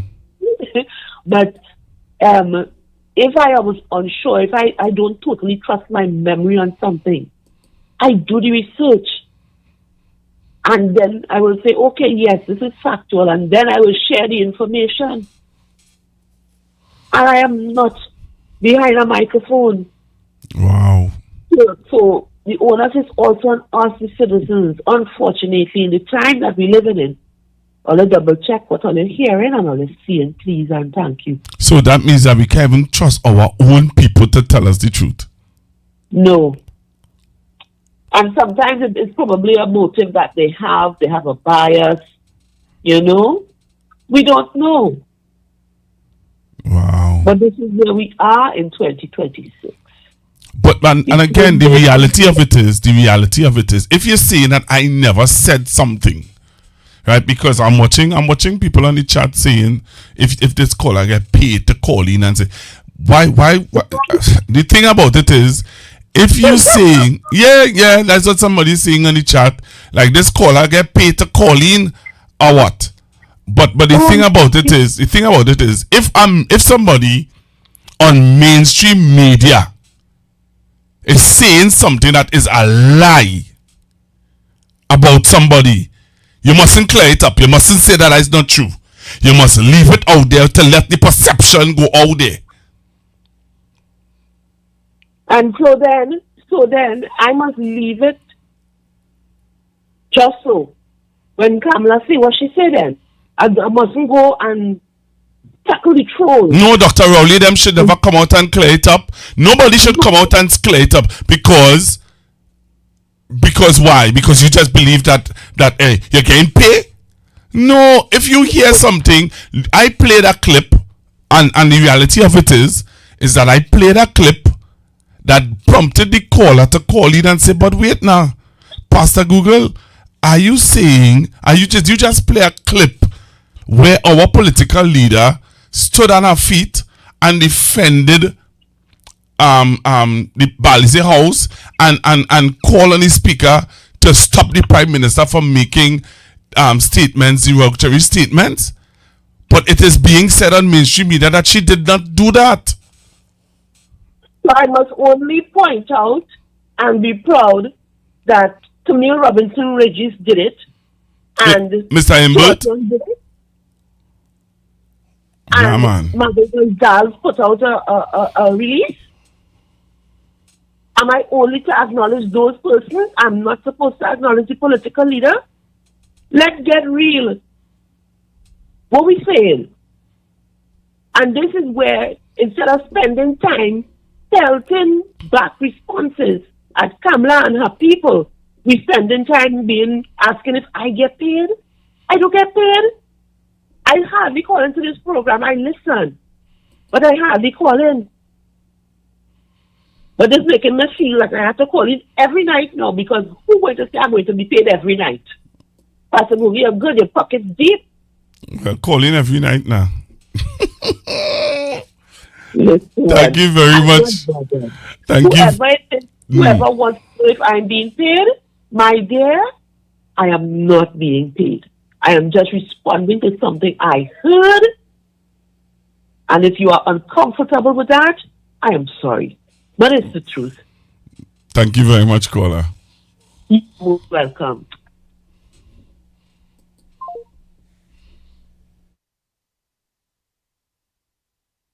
Debate quickly turned heated after the Prime Minister took aim at the opposition throughout his speech. A short distance away from this building, the new blood-red Balisier house stands as a gravestone to drug money, pedophilia and theft. Opposition MP Camille Robinson Regis rose on Standing Order 48-4, which prohibits offensive language about members of either house. The Speaker intervened. Prime Minister, can I ask you to use more neutral language as we move on? But the Prime Minister pressed on. I did not name anyone. It's a class of persons. If it falls in your garden, in your front yard, so be it. The PNM, some of them, they're local drug mafia financiers. Some of them, they're pedophile lodge friends. And the fake eater food elite clearly view.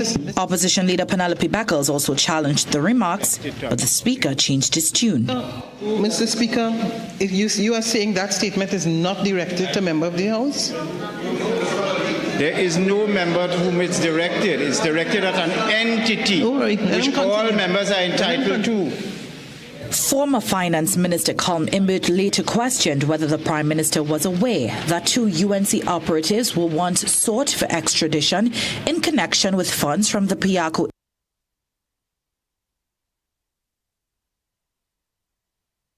Okay, so what I think I will have to do, I will go back to the Parliament channel. And what I would do is I will screen record the interaction with the opposition leader and the Speaker of the House in when she made objection. But the fact of the matter is, she did make objection. Right? So I think that's well to kind of clear it up. We have to go back to the Parliament channel, screen record where the opposition leader did respond and how she interacted with the speaker and put it out there. Hello, good evening. Good afternoon, Pastor. Good evening, sir. It is rather unfortunate to hear our kind of officer saying those things about parents.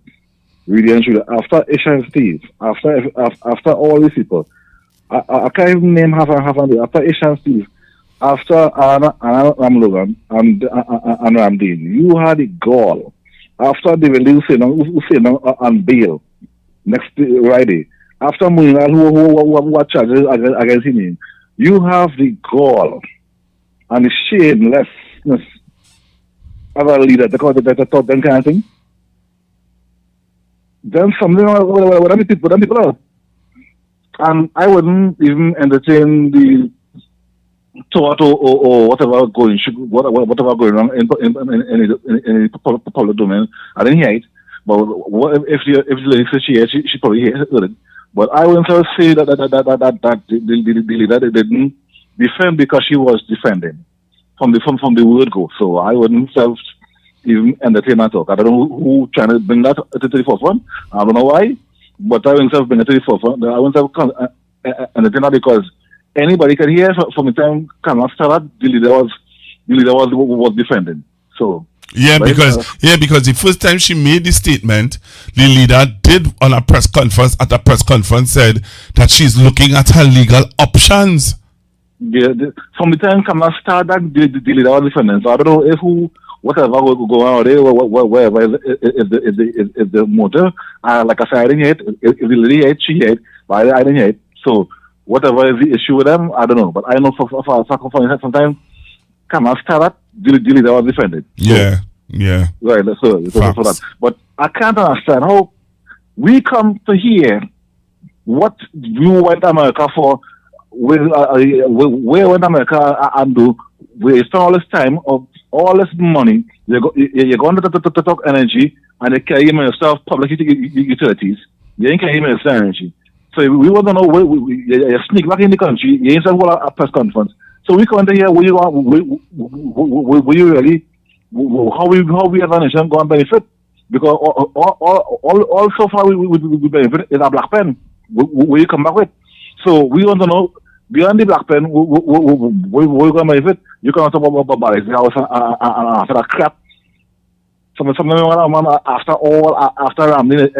Ramdeen, Steve, yeah, they will listen next year. Yeah, next year. You mean to tell me you forget all that and talk about PNM? She really matter. Something wrong with she. Anyhow, I go on. Yeah, man. Thank you very much. So I want to play. I'm moving on to another issue.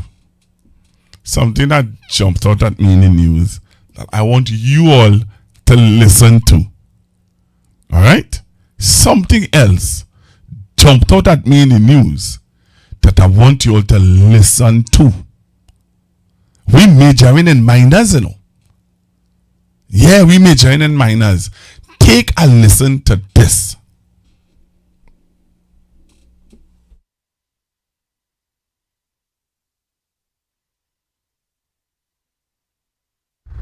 Well, with his union and political career now behind him, Former PSA President Watson Duke has taken on a new role, hired by the National Gas Company as a consultant in human resources and industrial relations. Kijan Haynes reports. In a telephone interview, former union leader and politician Watson Duke confirmed he has been retained by the National Gas Company as a consultant.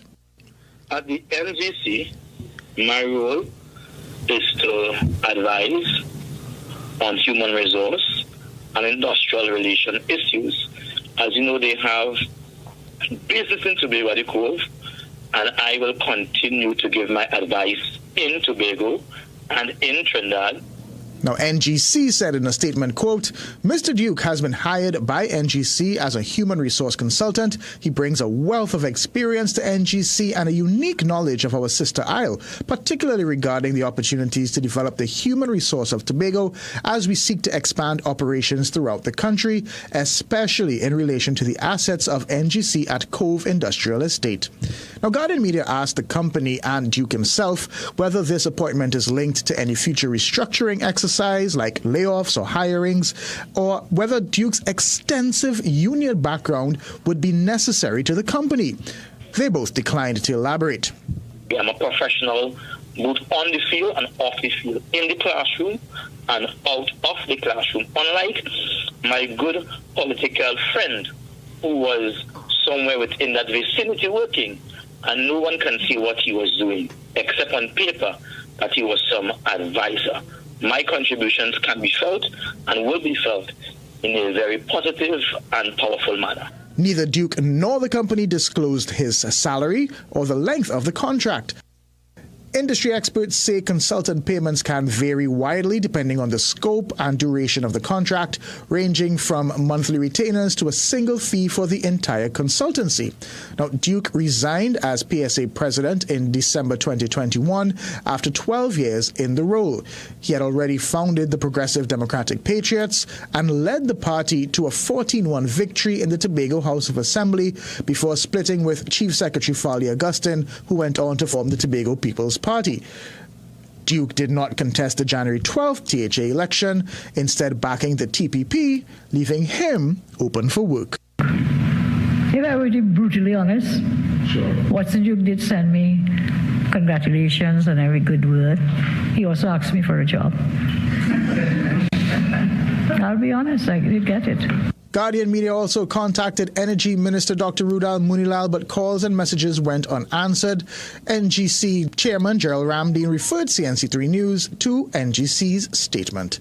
Kijan Haynes, CNC3 News.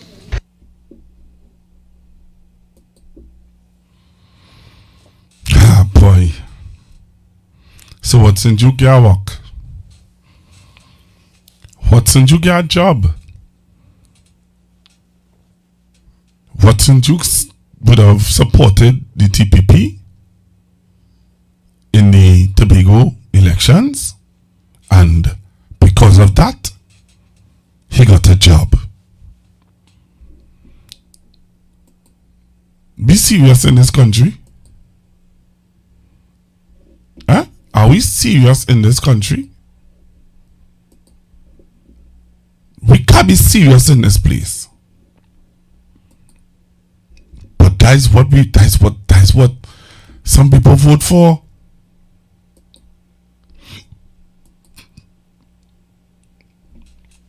Imagine that. That's what some people vote for.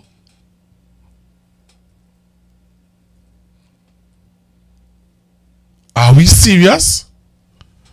Hello, good evening. Yes, sir. So, as the human rights, as the industrial relations consultant, right? It would mean that he is going to seek the interests of the company. So but that mean I don't think so. I don't know what to say where that is concerned. No, that is what will happen, sir. He is seeking the interests of the company and directly opposing the workers as a former trade union president. And it is clear, I know that this was coming in. The instructions from Tanti were listen. support Fally, we will get a job. Because remember, he came out and said that he was experiencing financial difficulties. Remember that? Yes. He was broke. So that is it. The support our boy, my proxy in Tobago, and we will get something. So he is now opposing.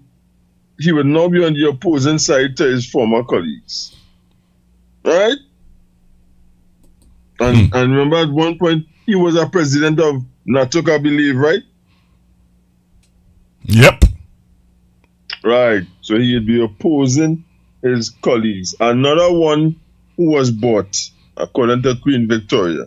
But you know but listen to this, right? Somebody asked a question here. Somebody's asking a question. Listen to the question that's being asked. The same thing that the UNC was blaming the PNM of hiring friends, family, and supporters. Isn't that the same thing that they're doing now? Of course. Okay. Of course. Because we too know. Okay. Listen to me. The famous words. Yesterday is yesterday. Today is today. And today is today. Okay. That is what is going on. But okay. When you will be in Tobago, what facilities does NGC have in Tobago except what we have at the Cove Industrial Estate? But the majority of the employees or the work of NGC is at the Point Lisa's location. So again, is a mama guy thing. He was just being an office there, collecting a salary in Tobago. That's all. And whenever he feels something, I feel he would only be in Trinidad once he has to make a court appearance, and then he will swing down Point Lisa's. That is how I feel it will go. Because in case people forget, the sexual offences charges are still pending. Of course, it's still pending. So that is what this would be, and it's interesting if that case, as our new Chief Justice has made it his business to talk about speeding up justice and so on. I wonder if that particular case will be one of the cases that would be sped up in the High Court. That will be fast tracked. Let's see. Or if it will continue through the life of this administration and not be good. But you remember when MP Stuart Young would have taken his matter before the court with the former central bank governor. What did not Ram Logan say? Ram Logan said that there are matters.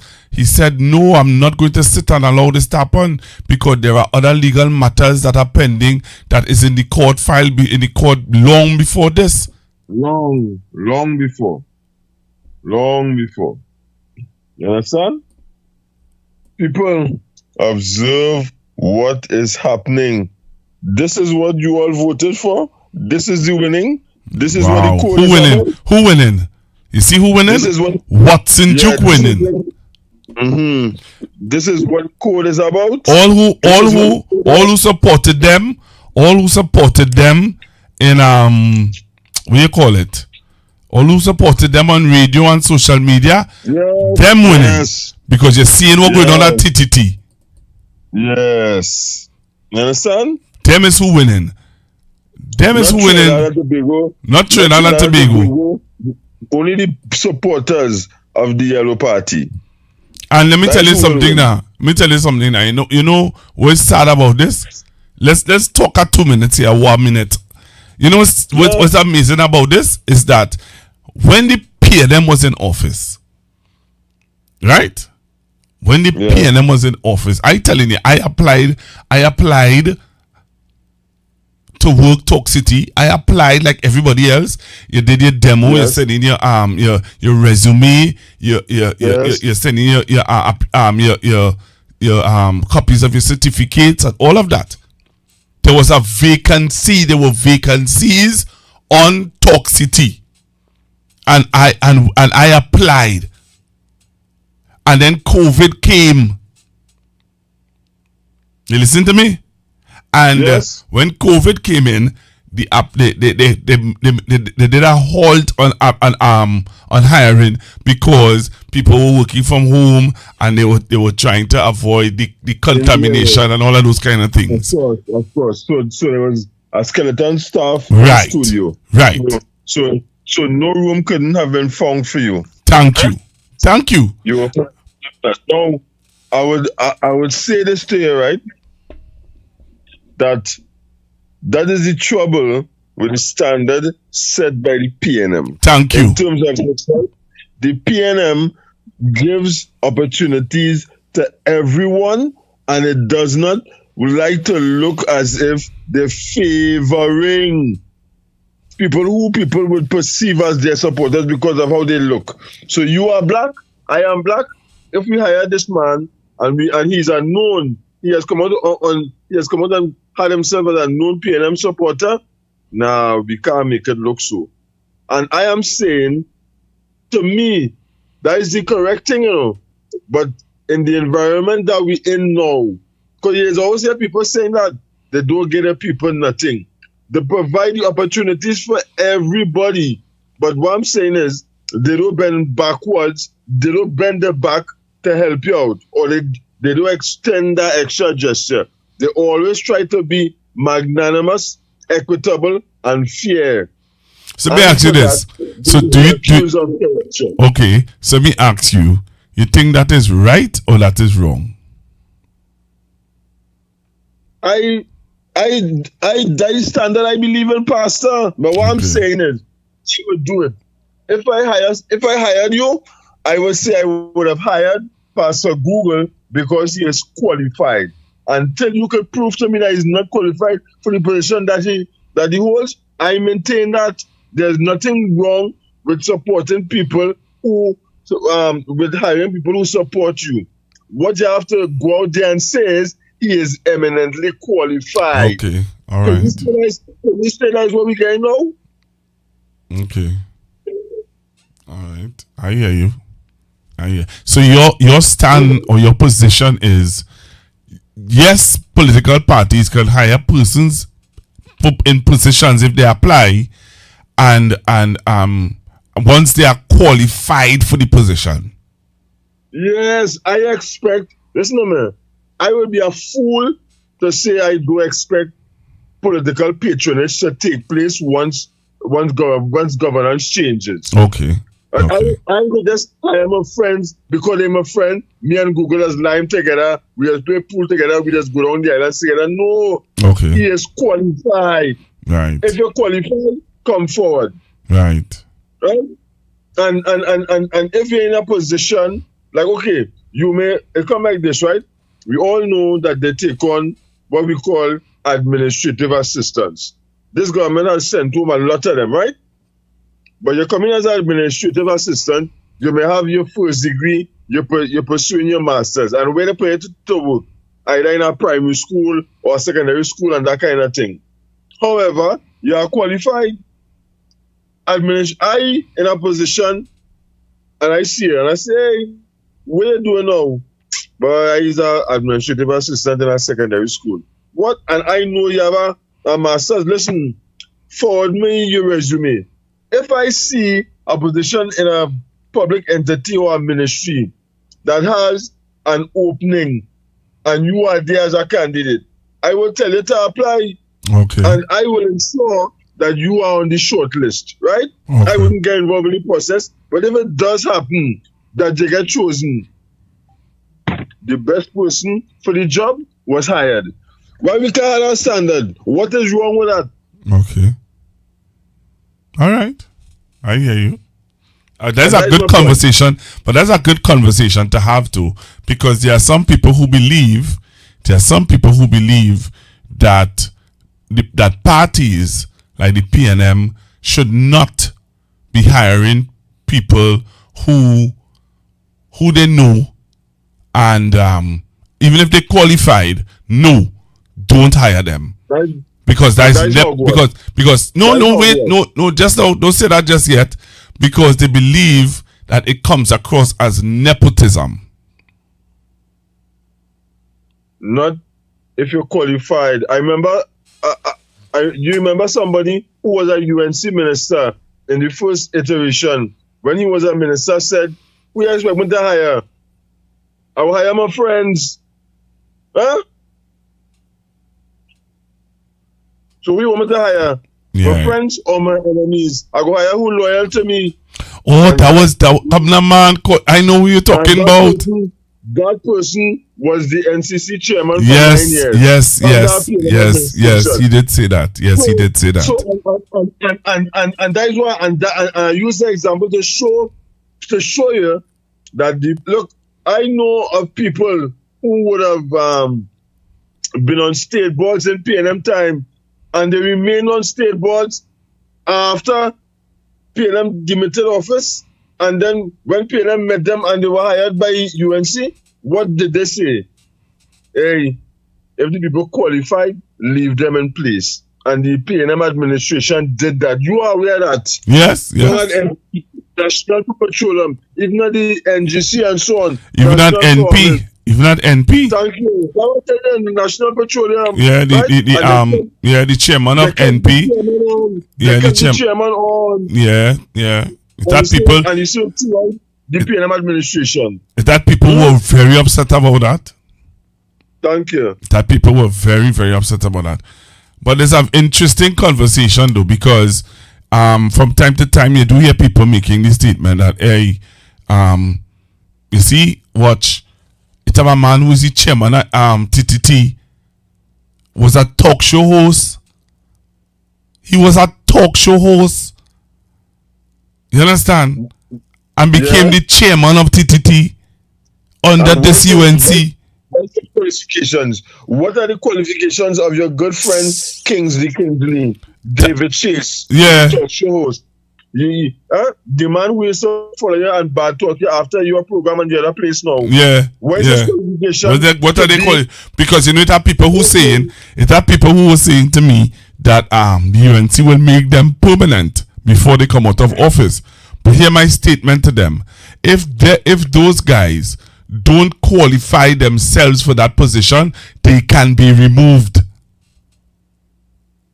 Thank you, sir. And that is my point.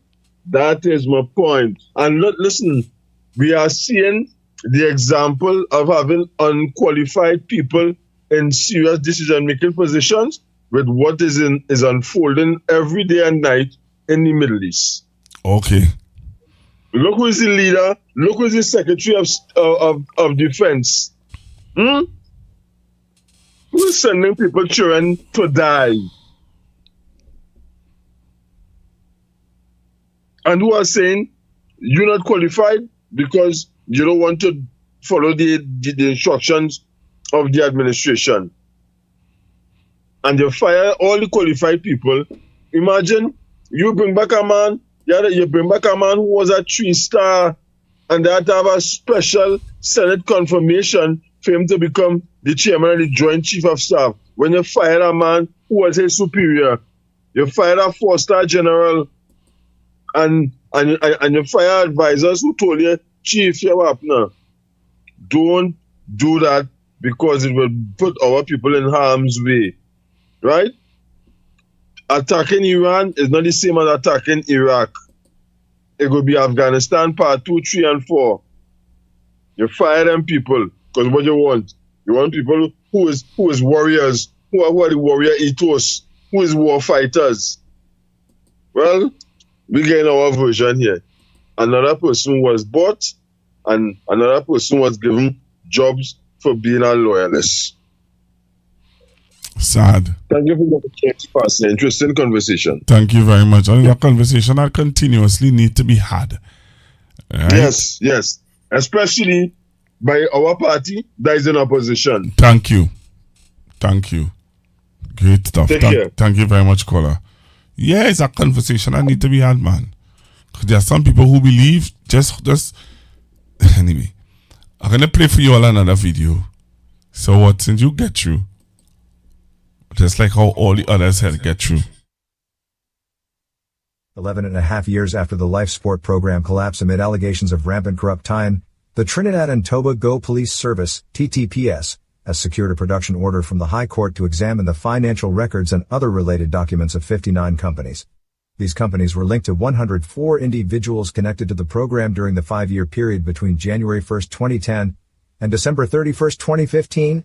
Individuals and entities investigators believe they need to probe to determine if they played a part in bleeding the ill-fated program of $440 million. The High Court order directed at the Ministry of Sport and Youth Affairs, MSYA, was issued in early December 2025, just 2 weeks after the Express and CCN TV6 ran a 3-part investigative series last November entitled Life Sport Secrets Revealed. In that series, former Ministry of Sport insider Ruth Marchand, who was heavily involved in the ill-fated initiative, gave a sworn witness statement to the TTPS White-Collar Crime Division in 2021, in which she stated she personally witnessed how government officials, contractors, and criminal elements conspired to rip off the system of $440 million. Marchand gave her statement to TTPS officers under the Witness Protection Program, under which she remains abroad. In her notarized statement to investigators, Marchand, then acting Director of Physical Education and Sport at the Ministry of Sport, alleged several phony companies had been set up through which hundreds of millions of dollars were siphoned from the ill-fated Life Sport program. She further alleged that millions more were quietly funneled into the hands of underworld elements, money that was effectively handed on a platter to gang leaders. It was these suspicious companies that prompted an officer of a specialized TTPS unit investigating the case to make an ex-parte application to the High Court for an order to make material available under Section 32 of the Proceeds of Crime Act, Chapter 1127.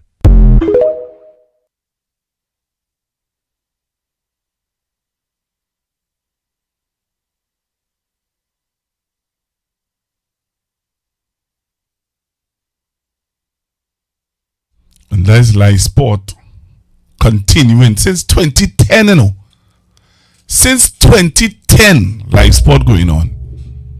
We in 2026, and Life Sport still haunting we. Only good we. And you are the loudest mouth. He are the loudest mouth on social media. You have no shame, boy. You have no shame. Life Sport is like a ghost haunting we as a nation. And we still sitting down and laughing. Kiki kakaka. Me and these people, boy. Trinidad and Tobago wake up, yes? Life Sport like a alpha thrust over we neck. Like a albatross over we neck. Life Sport. And you know what? Anil. Leave me alone, eh? I'm gonna play another video for you all. I think my researcher found something that I want to play. The PNM, some of them, they're local drug mafia financiers. Some of them, they're pedophile lodge friends. And the fake eater food elite clearly view... Mr. Speaker. Mr. Speaker. 48-4, please.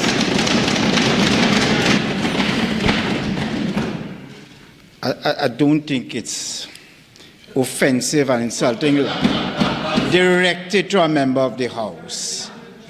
It's not directed to a member of the House. Mr. Speaker, if you are saying that statement is not directed to a member of the House? There is no member to whom it's directed. It's directed at an entity which all members are entitled to. The member for Port of Spain not just asked the member for Orapooch and put it like that. I'm not going to repeat it, but it's not directed at a member of the House. Thank you very much, Mr. Speaker. You know, Honourable Speaker, the member for Rima and I were in a law class together. So you know how to craft your statements as a good lawyer. I have not named anyone. If you want to take ownership of it, take it. But I have not named any of them. Not one. So today, that's...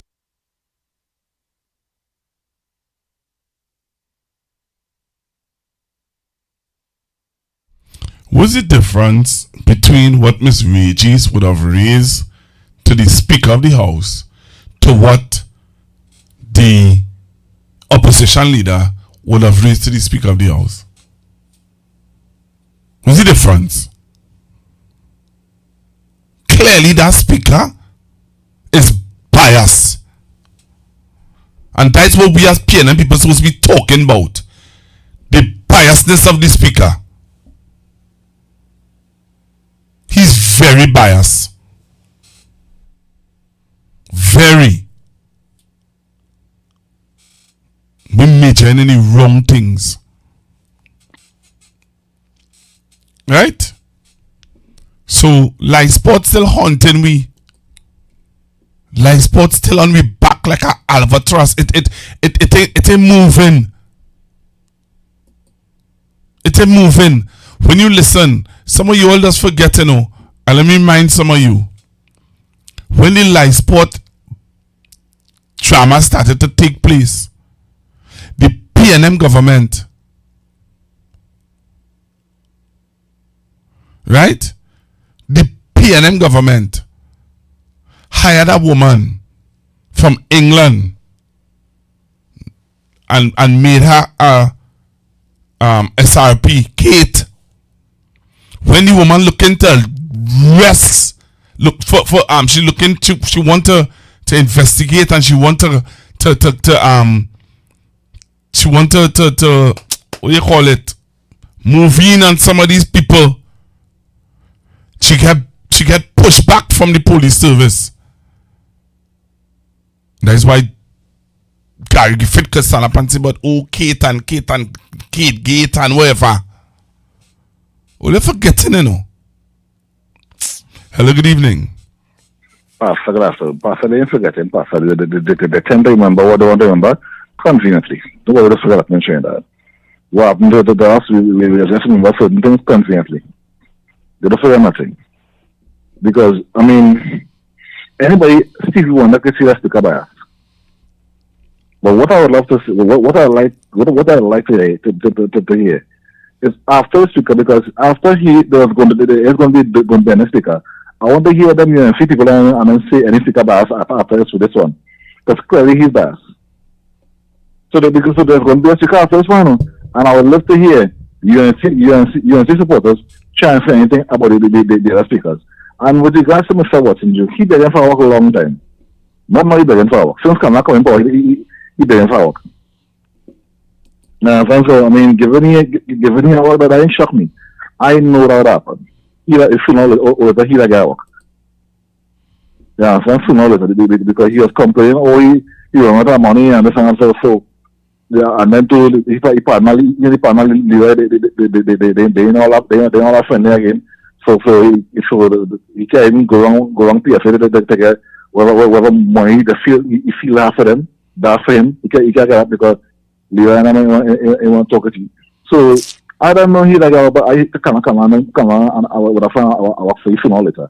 That being said, what else can I understand, right? With some people. Look over in TT. You could not tell me these guys qualify for the post they're holding. Qualified my big toe. We know how far not qualified. Pastor, I could put on my right hand on a block. You more qualified than most of them. He's the chairman. But where's the kind of frame the support in our party? Yep. There's the kind of frame the support in our party. According to you, we measure in minor things because we have 3 ministers in one ministry. We have 3 men getting the same salary for doing the exact same thing, and that ministry is a mess. I don't answer. So, second? And nobody is saying anything. No, you can imagine, Pastor, 3 PNM ministers in the same ministry, getting the same salary. You can imagine that then talk shows in the morning. Ever, sir? No, we very deceitful as other people, because once it's not the party you want in office, you'll find all kinds of things to say. As long as the party who you like in office, the whole world could burn down, you have to say. Look how some of these ministers that operate. Look at that one who just drinks some alcohol and go on stage in a party for carnival.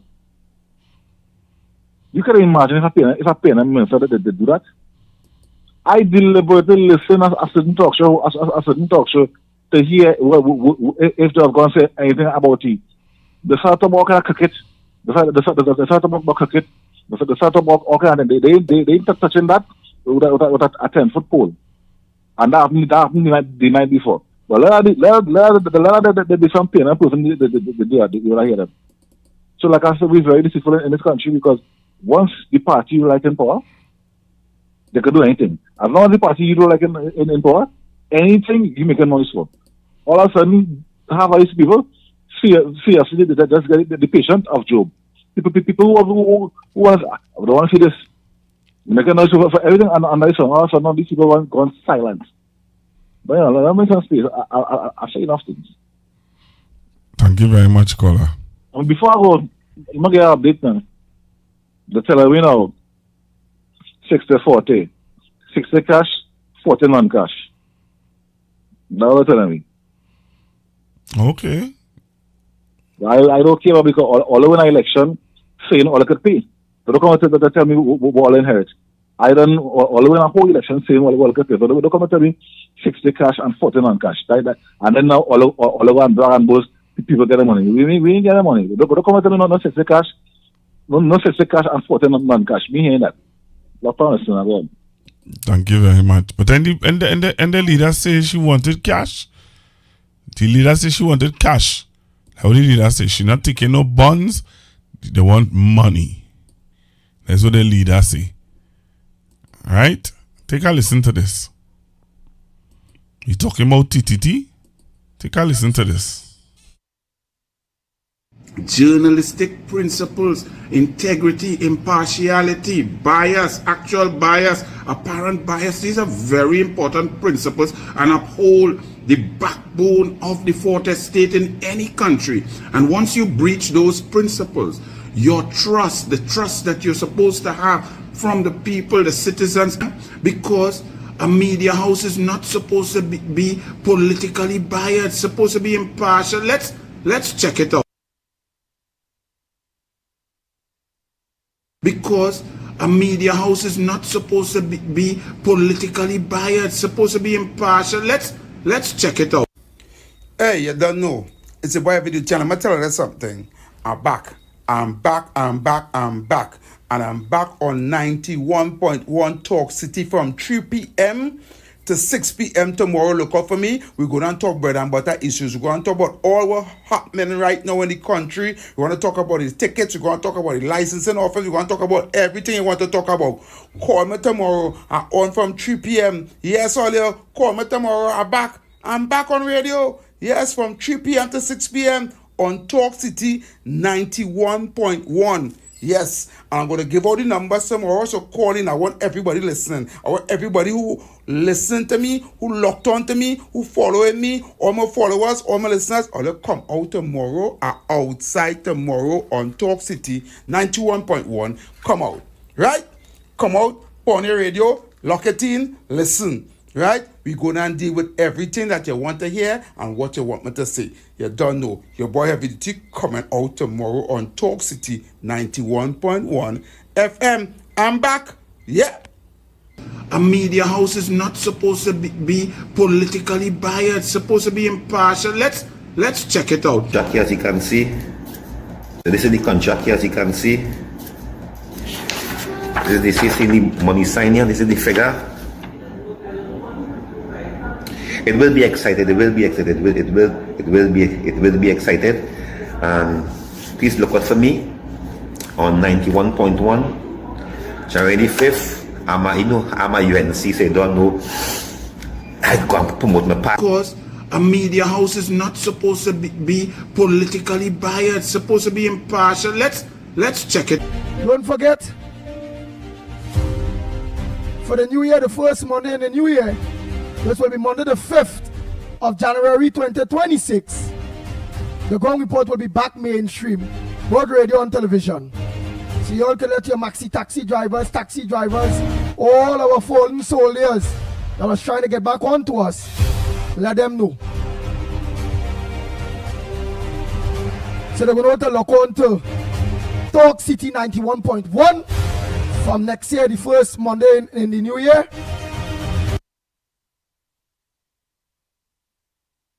Because a media house is not supposed to be politically biased, supposed to be impartial. Let's check it out. On top of that, Matt, so anybody could just turn on a camera like this, a smartphone, and them is a joke.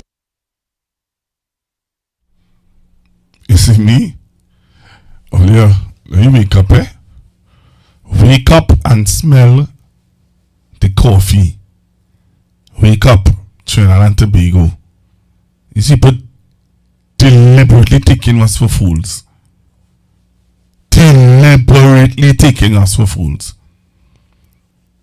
I'll take a few more calls. 464-7003. 464-7003. 464-7003. What is your view? What is your view? Somebody saying we need to boycott all those stations and talk show hosts that is politically motivated. Wow, so this is why the PNM, okay, people vex. They don't get what they deserve being a supporter. Pure foolishness. Okay, so some people are saying, somebody's saying, so this is why the PNM, okay. People vex, they didn't get what they deserve being a supporter. Pure foolishness. So the person is saying that because you didn't get what you deserve as a PNM support, you deserve what you deserve, people vex. And because people vex, well, you're saying that it's pure foolishness. Because somebody's vexed that they apply for a position that they are qualified for. Right? You applied for, let me say good evening to Ms. Roxanne King. Roxanne, how are you going? Nice to have you on the platform this evening. Right. So you are saying that people who are qualified and applied for a position and didn't get the position, but UNC people getting the position, should not be vexed. No, it shouldn't be vexed. I tell you, there's a discussion, that I would like to hear people's view on, So, I vote for a party to go into office, right? I apply for a position that I am qualified for. So let's say, so I apply for a position that I am qualified for. But because I am a supporter of the party, I should not get that position. Somebody who did not support the party should get the position. That's the question I want to find out. Call me. Tell me.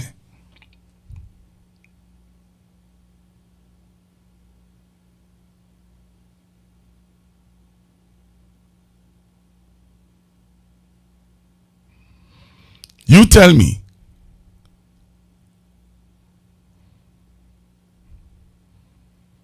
Only tell me now.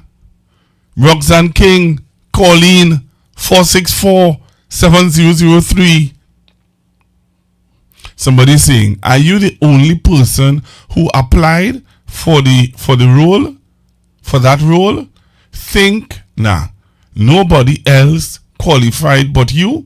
Okay, no, I'm not saying I alone. Okay, so I'm saying it one more time. I want you to listen to what I'm saying, So here what I'm saying. I voted for a political party. Alright, so I am out here doing this blog, informing you all. I went to Roy Tech. I did a diploma in media, got my diploma, have my qualifications and I apply, the PNM is in office, I apply for a position at TTT, are you saying to me that I should not get the position because, yes, there are other persons who apply, but I didn't get the position, a UNC person get the position, and I must be like, okay?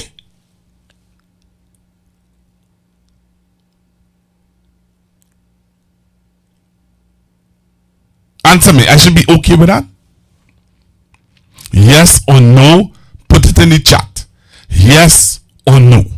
1, 2, call in. Let's have a discussion. I just want to hear people's view on this. I really want to hear it. I know. What is your take on what I just said? Listen to it again. I am a blogger. I'm doing this for 5 years, supporting the PNM, bringing out the information, interviewing members of parliament, showing you all what's happening in the news. But on top of that, I went and qualified myself to be somebody in the media. Right? Qualified. Went, get my qualifications at Roy Tech. I could pull my diploma now and show you. Right? When the PNM come back in office and I apply to work at TTT, so I apply with several other persons. Are you saying, and the other persons you know are UNC, are you saying that here what going on? I shouldn't get a job? Well, if I don't get a job, that's right? Yes or no? Is it right, yes, that I shouldn't get a job? Or no, it's not right that I didn't get a job? Call me, 464-7003.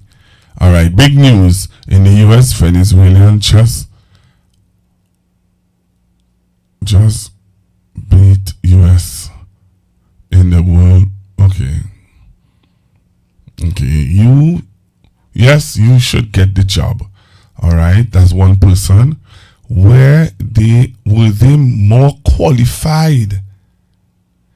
I am sure they will. I'm sure that they were. You had a diploma. Maybe they had a MBA with 15 years of. I have 15 years of experience. So no. So I shouldn't get a job. Somebody saying no because they're more qualified. They have an MBA. I just have a diploma. And they may have 15 years of experience. So no. But I have 15 years of experience. Anybody who know me know I have 15 years of experience. They know that. That's 1. 2. I have a diploma from Roy Tech. But I support the party on the platform here. Supporting the party right through. That's 1. 2. So 1, I have a diploma. I have 15 years. Plus, I have a platform that's supporting the party.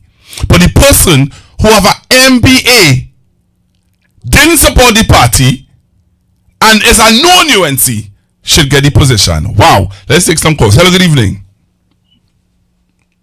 Hello, good evening. Good evening. Hi, good evening. I think you should get the position because it has nothing to do with party or politics. Who is qualified need to get the job. Thank you. Thank you very much. Good night. Same to you. So somebody is saying what, boy? Yes, now let me take some calls. Hello, good evening. Good night, Pastor Google. Good evening. Good evening, sir. Well, this is Mr. P again. Good to hear your voice. Good to see you continue the good fight. Yeah, man. You hear me, sir? Yeah, hearing you clearly. Right. Now, what I'm going to say are going to be a little controversial. A lot of people will vex with me. Some people might be vexed with me for what I'm going to say. But, Pastor Google, I have seen many times you cannot go to war or in the battlefield with your enemies on your back. Now, what I'm trying to say is in allegiance of what you were saying just now with the qualifications and so on, right? You hear me? You with me? I listen to you. Right. Pastor Google, what happened? When the PNM is in power, I am so disgusted, I decide to take a back seat because you telling me people like yourself, people like Sharon Felix, all the people who was on radio backing and batting for the PNM, you are in power 9 years and nobody set up anything to promote or give a proper machinery or a proper medium for these strong frontline PNM supporters to have a medium to talk up or to speak against what is going on and to speak and bat for the PNM in and out of office. 9 years. I don't want to hear no excuse. You understand? I remain loyal to the PNM. I'm a PNM to my heart. But Pastor Google, it is ridiculous. This is ridiculous. You have an example where we had the former, I think the Solicitor General, who was in the bacchanal with Mr. Imbert.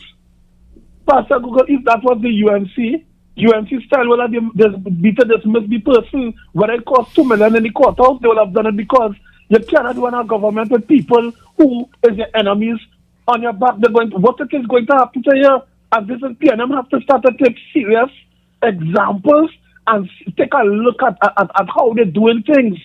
Because first thing they will say, well, PNM is not to operate like the UNC. But no, it's not to operate like the UNC. Certain people in certain key positions in this country, you're supposed to look at your people first. Charity begins home and end abroad.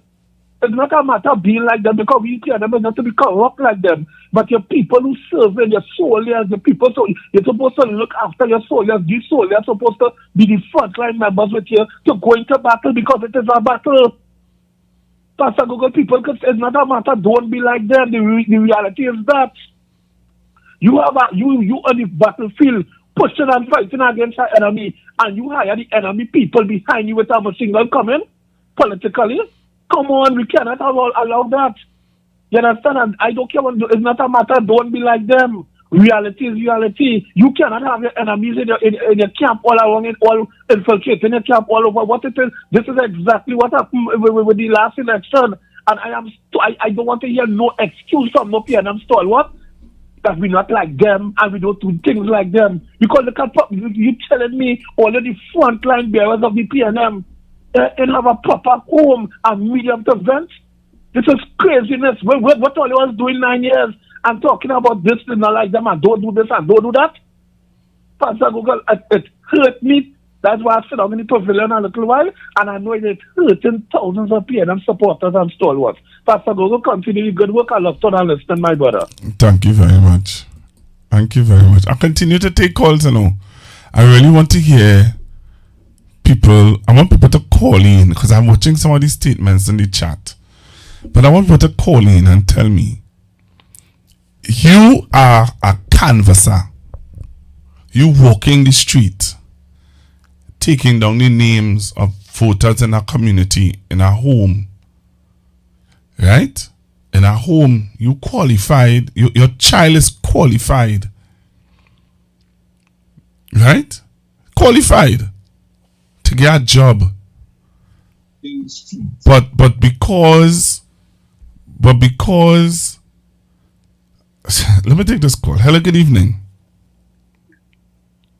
Hello, good evening. Good night. Good evening, ma'am.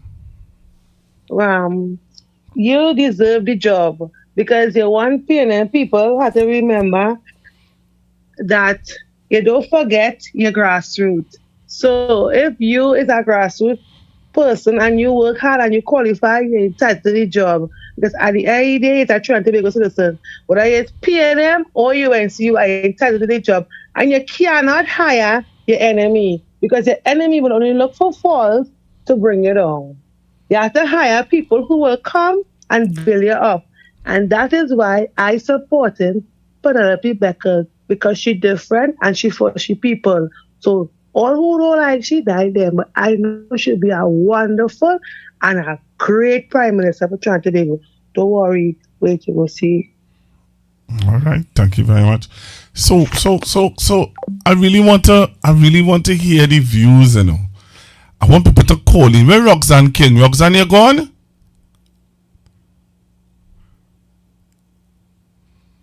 Roxanne King, where?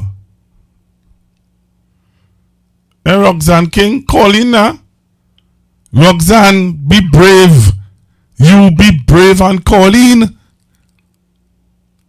Roxanne King. Call in, Roxanne King, 4572. Call in 464-7003. Well, don't get between me and Roxanne King, eh? Don't get between me and Roxanne King at all. Alright, all that I see is okay. From the UNC government, they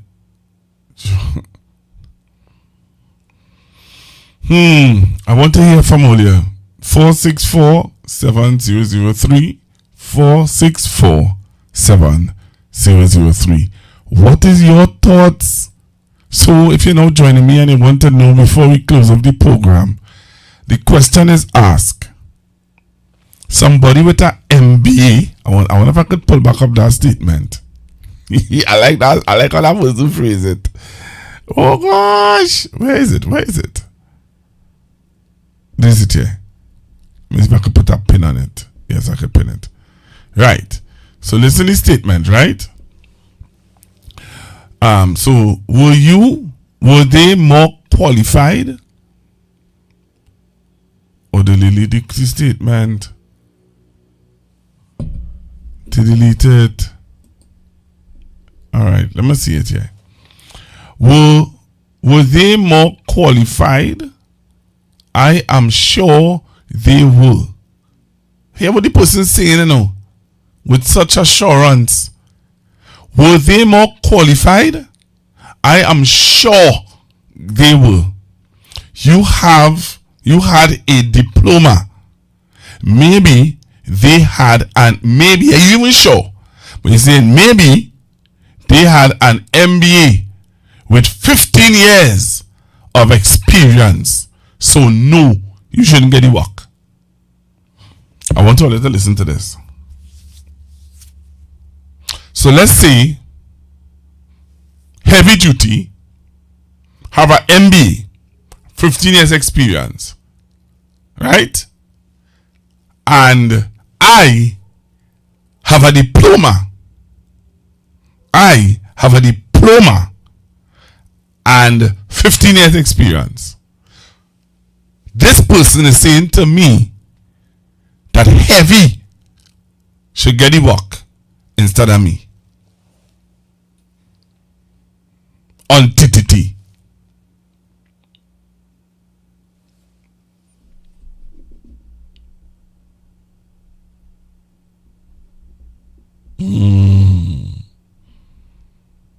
Interesting, eh?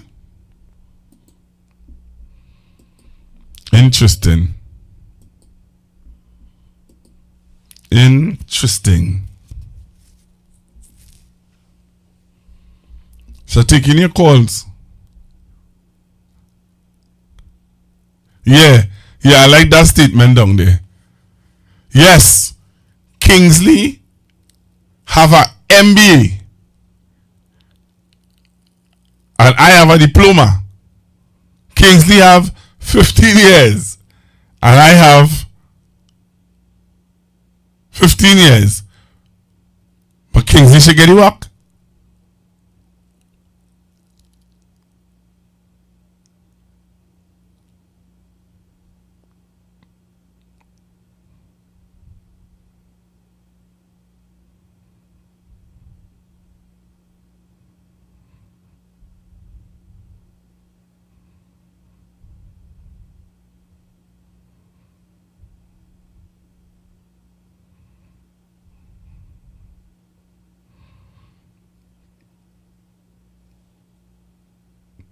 The question really is, and the person saying no, the example with heavy is off. All right. But the real question is, the reason why I use heavy is that I keep saying in the question is if the person is a known supporter of the UNC. The person is a known supporter of the UNC and I apply for a position. Are you saying that because that person is a known supporter of the UNC, well spoken, well whatever, should get the job above me? That's the question, you know.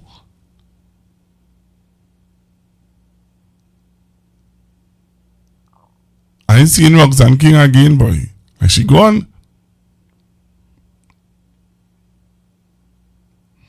Oh, she say you behave yourself. Roxanne calling now. Let me discuss a matter. So that's the question 1, 2, 3. Alright? 1, 2, 3. That's the question. The question is if it's a known UNC supporter with an MBA and I, with my diploma, go for a job under the PNM in TTT, are you saying that they should get the job? Yes or no? Hello, good evening.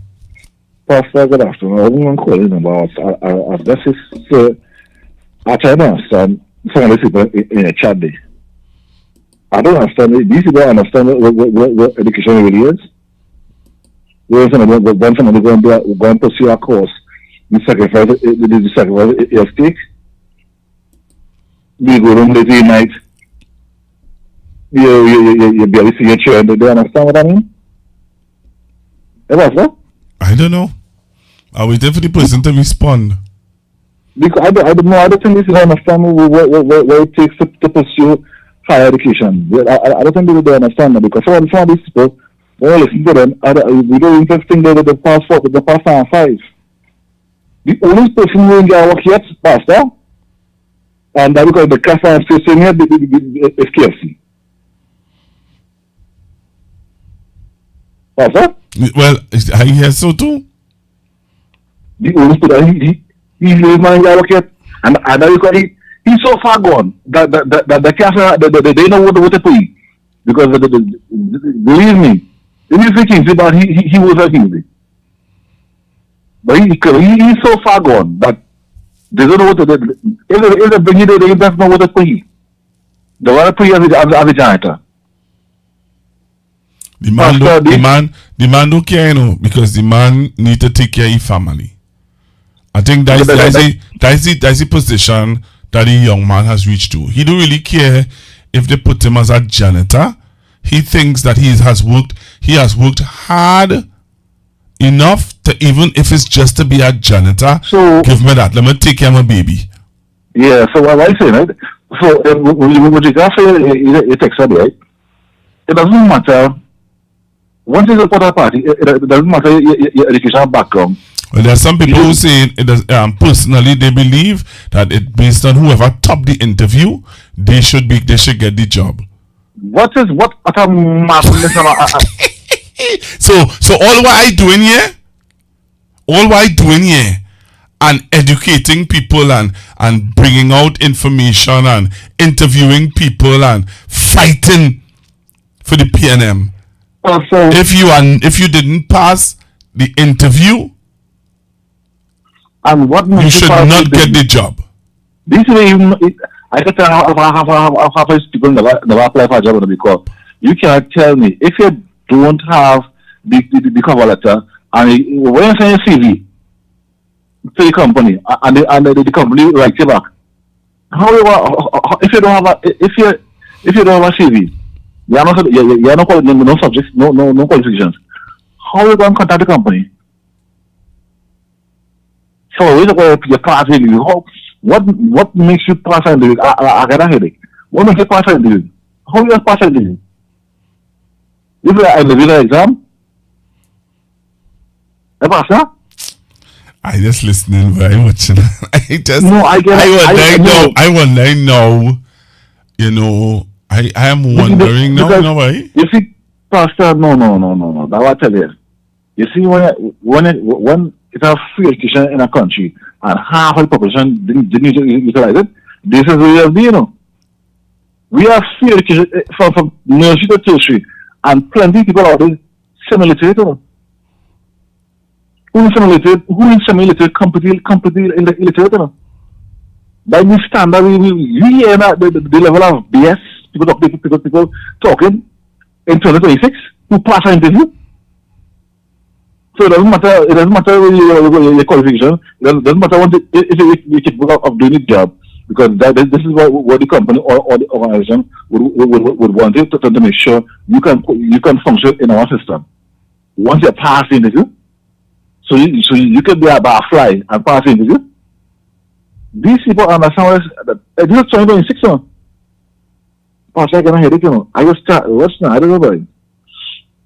You see why it costs, it pays to stay in school and don't leave school in Form 3 and Form 4? So you hear what somebody is saying to me, and I'm asking a question, right? Right? Caller, we're having a discussion, right? And I ask a question, right? I'm listening. But listen to the conclusion that somebody is coming to by me asking the question. Okay? The person is saying, Pastor G, you are showing that you are only doing this for your own gain. Sorry. Wow. Wait. Sorry to say. And that not that and that's not a good look. So it's a discussion we're having, right? We're talking. I'm drawing pointers. I bring in references and stuff like that. And generating a conversation, because we had a caller before that who he was talking, Simpleton was talking about the same thing along the same lines, and we just developing on it. And based on me, using me as an example, right, developing on the discussion to hear how people thinking, the person is saying with all definite that I am doing this for my own personal gain, not to educate Trinidad and Tobago, not to push back against what this government is doing, not to for people to no, not for nothing like that. It's just for if it's for my personal gain, then I should charge people to call in. I should charge people to wherever. Because really and truly, I'm not working anywhere. Nobody don't ask how my internet bill is paid, my electricity is paid. But doing this for personal gain. What are you gaining? PLM in opposition. What are you gaining? You see, I just I know it's 28. We have so much free education in this country from nursery to tertiary, and that person could type in that kind of crap, and you can clearly hear the person can give you a full English sentence because he or she the grammar off. You can hear it. That's how you read it. I can tell that the grammar off, so that they can type in a good sentence. So Lord knows we know that the work part of the English class, they never going to have the English class. So what he's saying is, I have plenty of people like them who you can articulate too. Did you want to sit down and talk to somebody, and they hell bent in the belief, and they expect you to be hell bent in that too. And once you in hell bent, once you not that, and you could articulate, you could think for yourself. Also, the sound will be career and colloquial names. But look at that this person, after all you said, this person came to the conclusion that you did this for yourself. How I don't know how they come to that conclusion, I don't know, because at the end of the day, you rightly say you don't have a job, you don't really God knows how you're staying up. But you do it for personal gain. You ain't seeing power, not paying them. How you going to benefit? I don't know. But this person, that's Somebody, the level. Somebody say, Pastor, you is lazy. Nah, that person is actual. So actual. Wow. I remember, I'll tell you this before you come off. I remember going for an interview at a real reputable media house. And the program director said to me, he said, my mom does watch your program right through. He said, so me bringing you on the station, I know is a plus. And you have the charisma and the know-how to carry a conversation and stuff like that, right? Right. He said to me, the only reason why we can't hire you right now is because our advertising is very low. And we don't have that extra funds right now to hire additional staff. He said to me, but you know what? You are on the top of the list whenever we are ready to hire. Because we have seen and we are hearing your work. Okay. I understand. I would love to hire, but the company really can't afford to pay if they bring you on. Right. That basically we say. Yep. That basically we say, so I understood. But usually, when I listen to some of these people, and the conclusion come, I then realize the shows because you have no understanding. But there are people out there who believe that you go to primary school and secondary school for a reason. You have to finish. You have to meet these milestones for a reason. You have to pass your standard 5 for a reason. You have to pass your form 5 for a reason. And people, some people, they even pass you from standard 5, but they don't start messing me and you and argue. You know, Pastor? Yep. And we have a lot of them out there. Don't feel there's a lot of them out there. And Pastor, let me make some space. But before I go, my sporting. And I'm too happy about that because you're one. They get too excited because out of them 57 companies, there's only 18 right now operated in this year. The rest of them vanish. The funk. The rest of them was just open and then they receive funds and the transfer funds. But it's only other than 57 companies, it's only 18 other companies still operating. So how you want to find the others and the individuals? So that next 9 years again. Anyhow, look for listening. Thank you very much. Thank you very, very much, caller. It's interesting, eh? Mr. Simpleton start the discussion, you know. Mr. Simpleton start the discussion and it end up it end up where oh gosh, hey. I love it too bad, you know. I love it too bad. Oh my God, yes. I love it too bad. I want to get it. I appreciate your God will bring you the right. Thank you very much for that, Texa. Thank you very, very much. What's this here? What's that? So somebody was saying, and that person made a good point, but it is not personal, you know, like how some people taking this thing personal with me.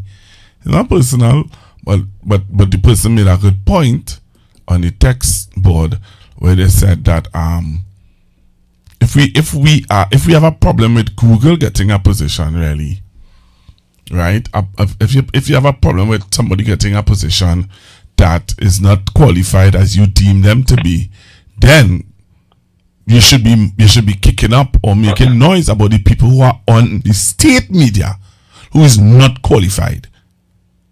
Isn't it amazing that you're ready to tell PNM, don't hire somebody who do have a MBA to be on state media? They only have a diploma. So that person who only have a diploma should not be hired under the PNM, because PNM is held at a higher standard. But the higher standard should be held right through in our country, where we should say that we don't want people on our state media who are not qualified. That is the stand we should take. If you want to take that position only when PNM in office, well then that is hogwash, because you should take that position across the board. It doesn't matter which government in office. Hear what? That is a state media. We pay taxes. I am paying their salary. Get them off. Because why? They are not qualified. Hello, good evening. Well said, Pastor Google. So one rule for the PNM and one rule for the UNC.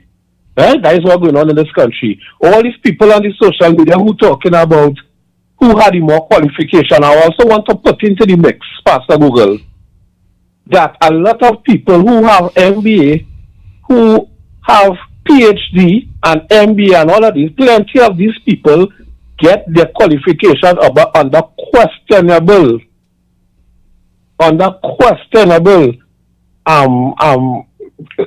achievements. You know, we have to be very careful. Yes, that is another thing. So Amanda, then they have MBA.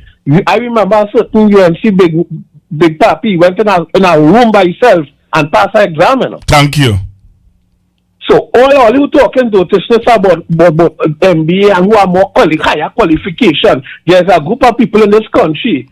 We could try to spend it how much we want. Don't mind spending money and bribing and paying for qualifications without hesitating. You know, we have to also be mindful of that. So a man might have an MBA, Pastor Google have a diploma, but you know what? We look at loyalty, and also Pastor Google have experience. So don't forget the experience part. So all who talking about qualification, all have to keep all these attributes in mind. You see, Pastor Google experience and his loyalty, that is what matters. And there will be people, as we correctly say, will go into certain positions and try to bring down the government.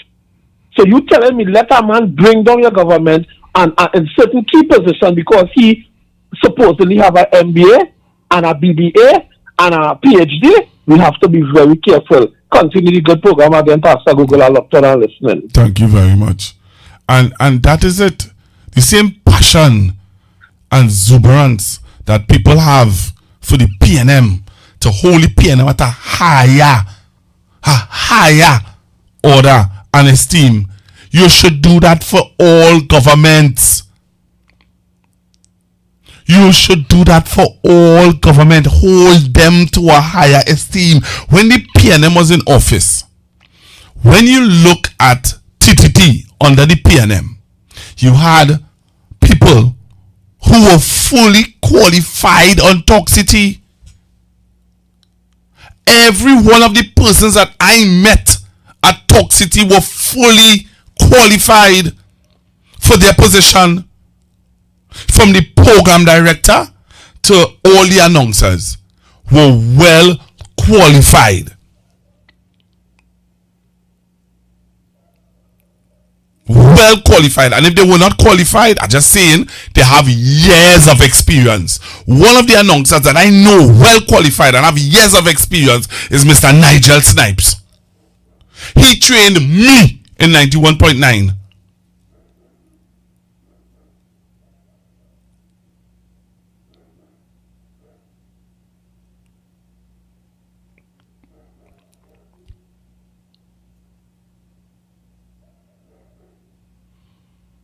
So my thing is, the same way how we can talk about, well, Pastor Google, if you have a diploma and that person have a PM, an MBA, then you shouldn't get it, that person should get it.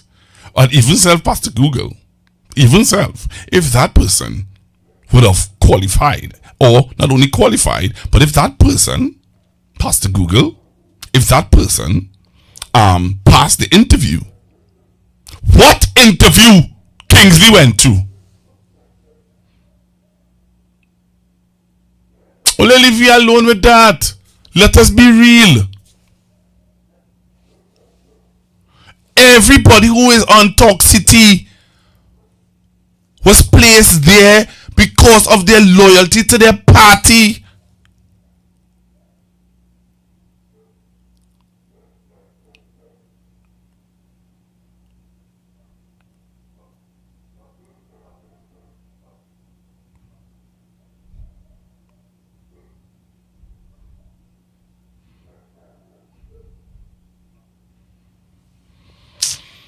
Hello, good evening. Good evening to you, Pastor. Good evening, sir. Really had to call in on this program. So I listened to the discussion about who is qualified, who have an MBA. There are some positions, Pastor Google. People get these positions based on the merit, based on the experience. Yes, there are. And they forego qualification. Yes. You have your MBA, all kinds of things you have, all kinds of letters behind you. Men of letters, men and women of letters. Yes. But you see, an experienced person, especially in a vineyard, like radio, you have to have the experience. You are hired based on your merit, the interview, you come with 12 MBAs, and a man could come and market himself properly, present himself properly. So let's just do a demo. Let me hear you talk on radio. And the other person with 12 MBAs can't do the same thing that person does. You will be hired, or should be hired. Else you can talk about in the political arena about nepotism, cronyism, all the isms you can talk about. But let me go and read vineyard now, Pastor. You the pastor of your church, right? Right. And you have 20 intercessors in your church, praying, warring against in the spirit, against the enemy. Would you take, and you want to hire, develop or put in place a lead intercessor? Would you take an intercessor from a church outside and put them in charge of your intercessor? If you're looking for a lead intercessor, in the political arena, in state media, would you put them there? No. Oh, well, I just notified the whole conversation now.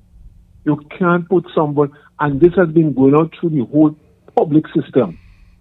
The UNC has placed clones inside of them, cells, sleeper cells in every ministry.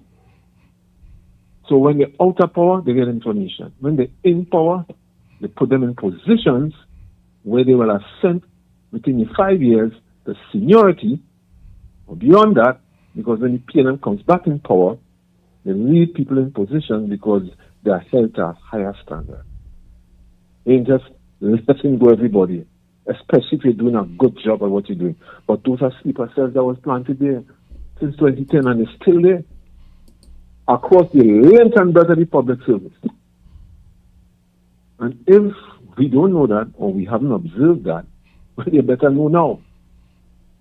So sometimes when you hear things going on in Parliament and certain people saying certain things in the media or in the Parliament, and you wonder about, you start scratching and say, well, wait a minute, how this information, like the kind of information that comes out of certain state enterprises or should come out of state enterprises, that's just confidential information. But how they get it? They say they get it in their mailbox. Somebody drop it for them.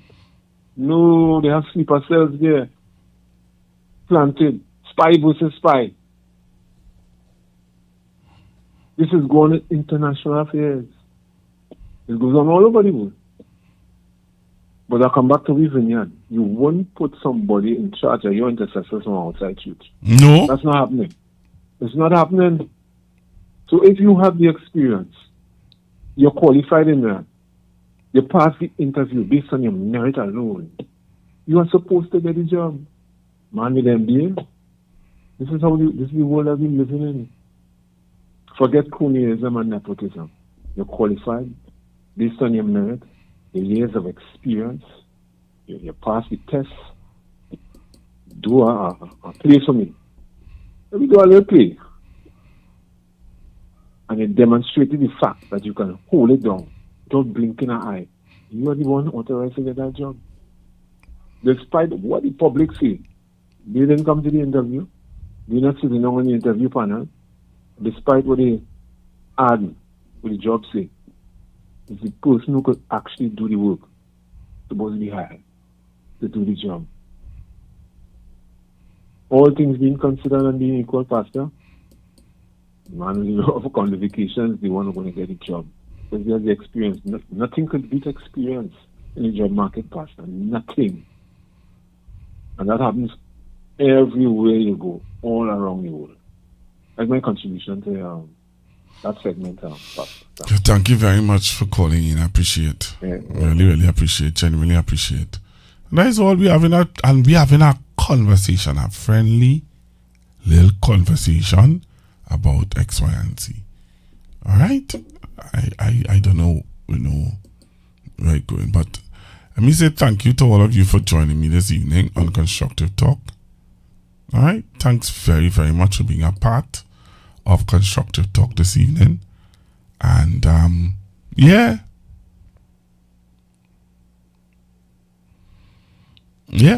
Thank you very much. PNM will never put unqualified people in position. PNM will always put qualified people position who could do the job.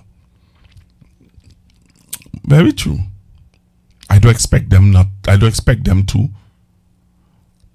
I am not. Okay, what is this about here now?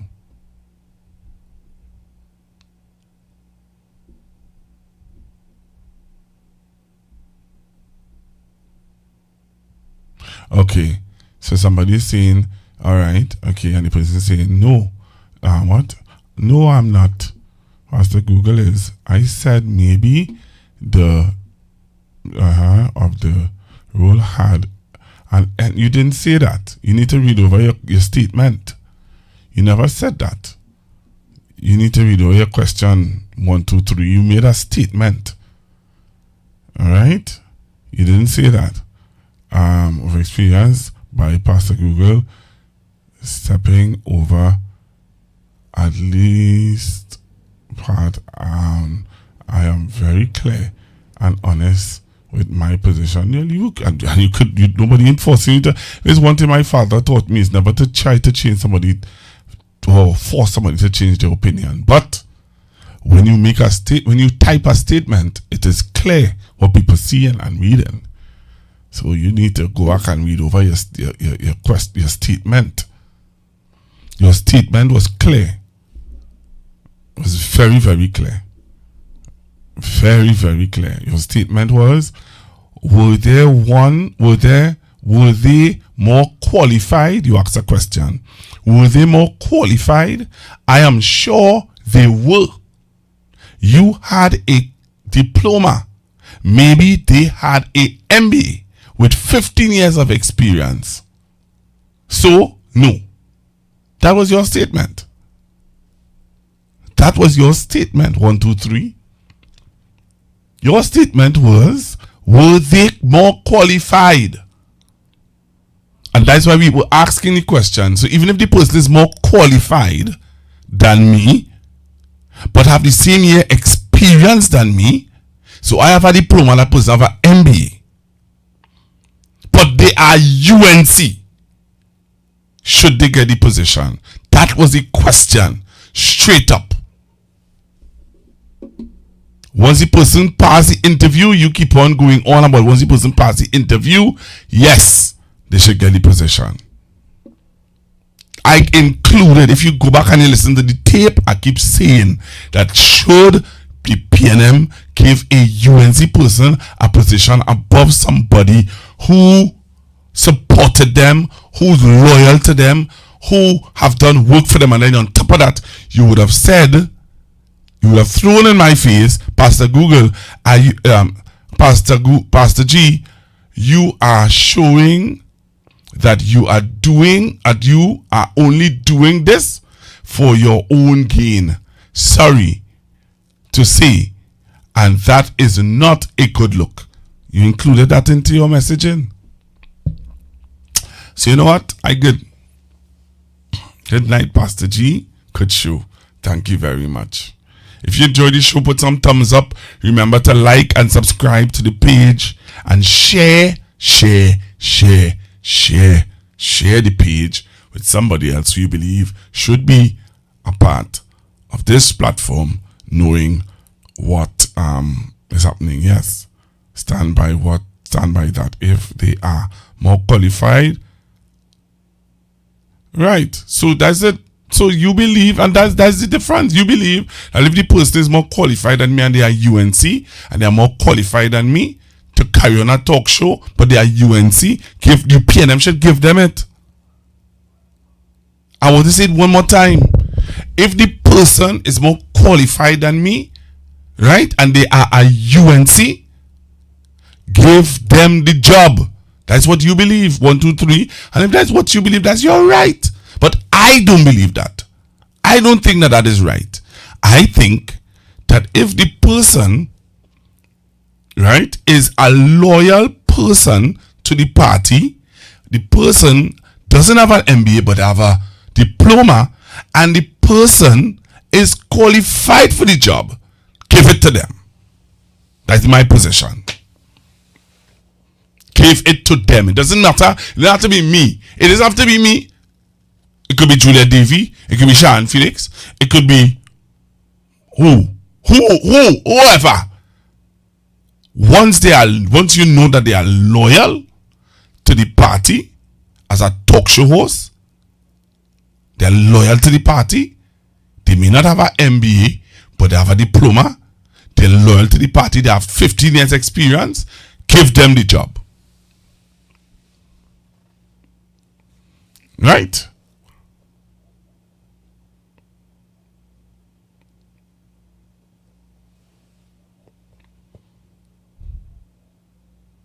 I never call you any names, eh?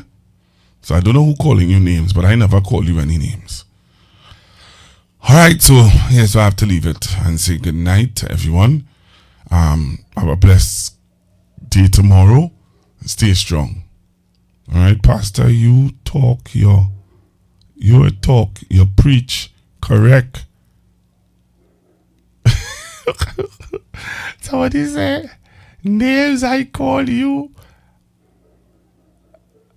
a liar because you are.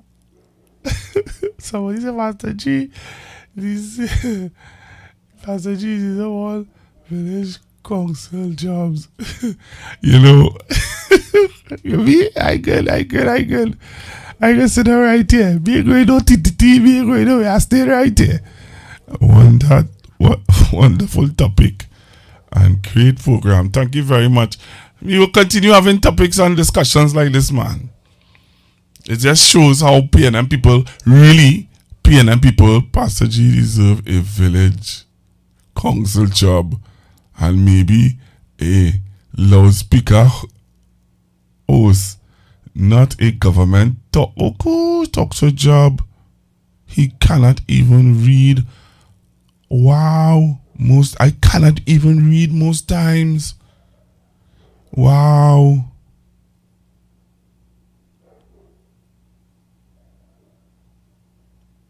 Somebody say, wow. All right, now who throwing insults? The person said I can't even read most times. Hello, good night. Yes, sir. Pastor Google? Yeah. I'm making a comment about that. The statement you make about qualifications in the media. Let me tell you something. You see experience? Experience is the greatest teacher. A man could have all the MBA and the what? MBA and all the qualifications. You understand? Yeah, man. That means to say he will make a good media person in the radio station. You know? Then say you make a thing because when you something to some of them, you understand? They just start to get too arrogant. because of the qualification. You understand what I'm telling you? They feel know it all. You understand? And some of them tend to put down people because of the qualification. And sometimes even say things in the media, on media, why them is the chair or them who controlling the media and bring the same media into that people because they are just so arrogant. They doesn't want to listen to somebody else's point of view. You understand? So having the qualification and say nothing. Right. It's the experience and the way you conduct yourself while you're there. Yeah, man. Thank you very much, caller. Yeah. Thank you very much.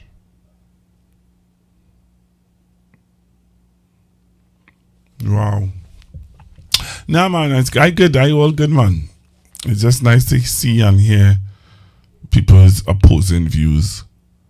I just think that the high standard that they're holding, or they want to hold the PNM to, they need to do that for the UNC. Because you're quick to destroy and fight down, pull down, destroy others. Right? We quick to destroy, fight down, pull down others and say you they deserve it because you don't have this qualifications and that qualifications. But we have a government in office right now who have people in position who don't have the qualifications for the position that they're holding. And again, we look at the state media. Yeah, look at the state media and you will understand.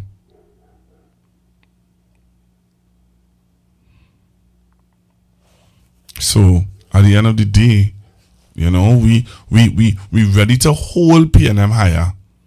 We want PNM higher. But for now, for the next 5 years, 4 years, we have to listen. You have to listen to Kingsley on your state media that you're paying taxes for. You have to listen to Heavy Duty that you have to pay taxes to hear he talk. Let me be real.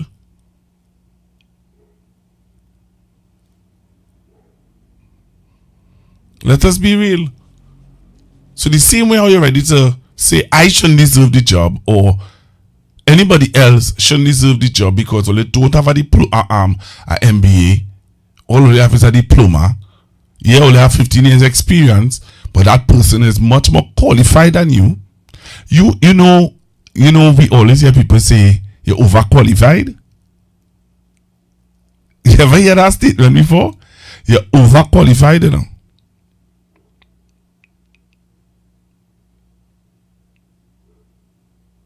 You know? So it's another way of looking at it too. That people are overqualified for a job.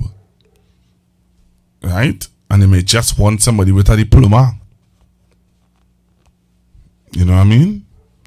But it's interesting. It's interesting. It's interesting. Very interesting. And I want to tip my hat off to Mr. Simpleton for bringing it up and presenting it in a palatable way for discussion. And all of you who would have commented, even the person who was adamant that I shouldn't get a job, or the person who have I shouldn't make it personal, but the person who have the diploma, whoever the person is, who have the diploma and is a PNM, should not get a job. But the person who is a UNC, who have a diploma, should get a job. Somebody said, Pastor Google, I close with this. A man with experience will never be at the mercies of someone with an oh gosh, I like that. I'm taking that personal.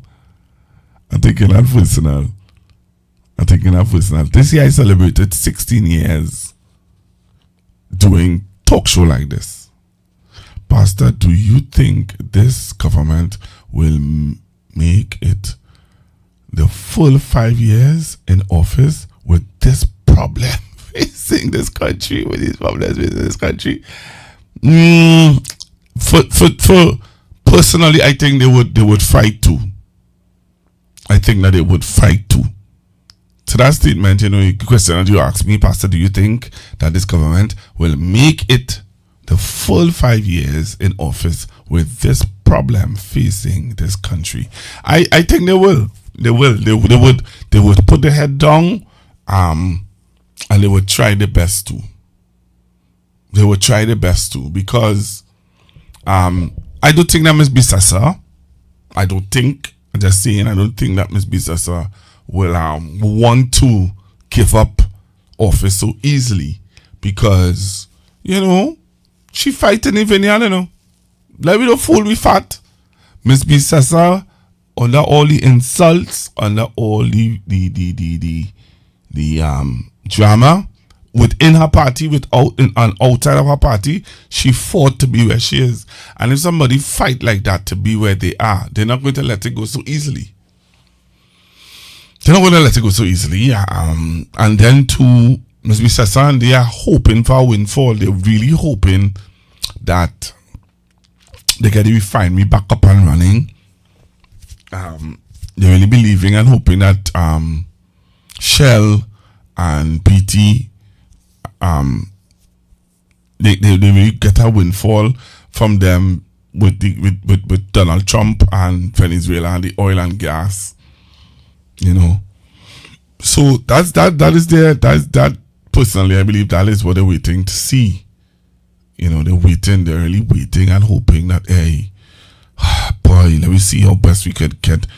And they have to talk the way they're talking, because they want to, build the hopes of the people, and you have to give them that. There are people who there are some people who still hoping that the UNC get their act together. Yeah, there are some people who hoping for that. They're praying for that. They believe in that. Hey, oh gosh, we fight too hard to get these people and them in office for them not to be able to give the people what they want. I remember talking to a gentleman, and he said that to me. He said, Pastor Google, I put these people in office because in 2010 I eat her food. He said I live from 2010 to 2015 under the UNC. He said, but it's a different UNC now. I said to him, why? He said, because they don't have the money to facilitate and to do what they did in 2010. And that's interesting. Very interesting. So, to answer your question, I believe that they will fight and hold on, because they really want to they can't just give up power just like that. They can't give up office just like that. You have 3 ministers in the minister housing, in the ministry housing, 3, 3. That's a lot. That's a lot. And I think it was last night, Dominic Romine was sharing with me what their gratuity will be like. 700,000.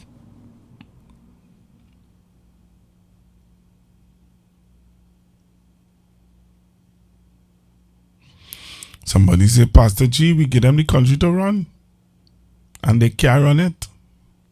Very true. Very, very true. We did give, people did give them the country to run.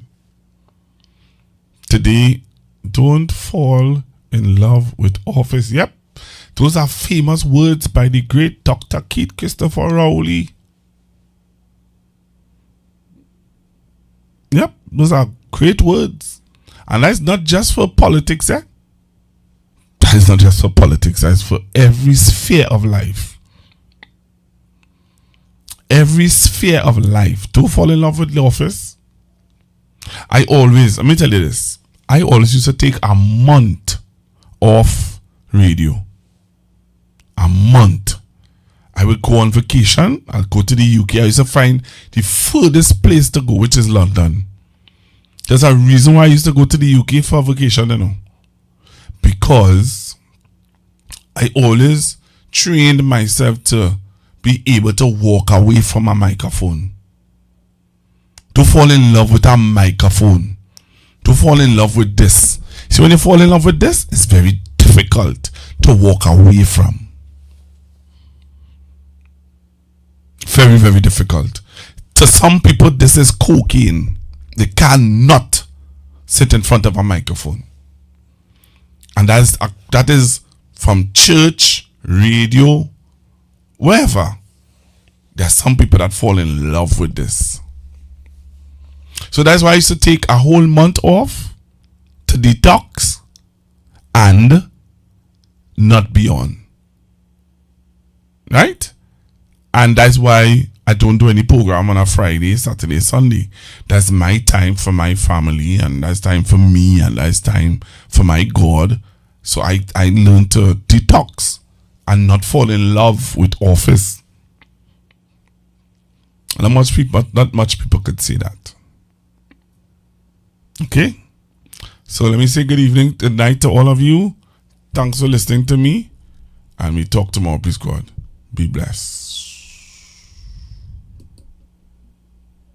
The information provided by the speakers and or presenter on Facebook and YouTube is for general informational purposes only.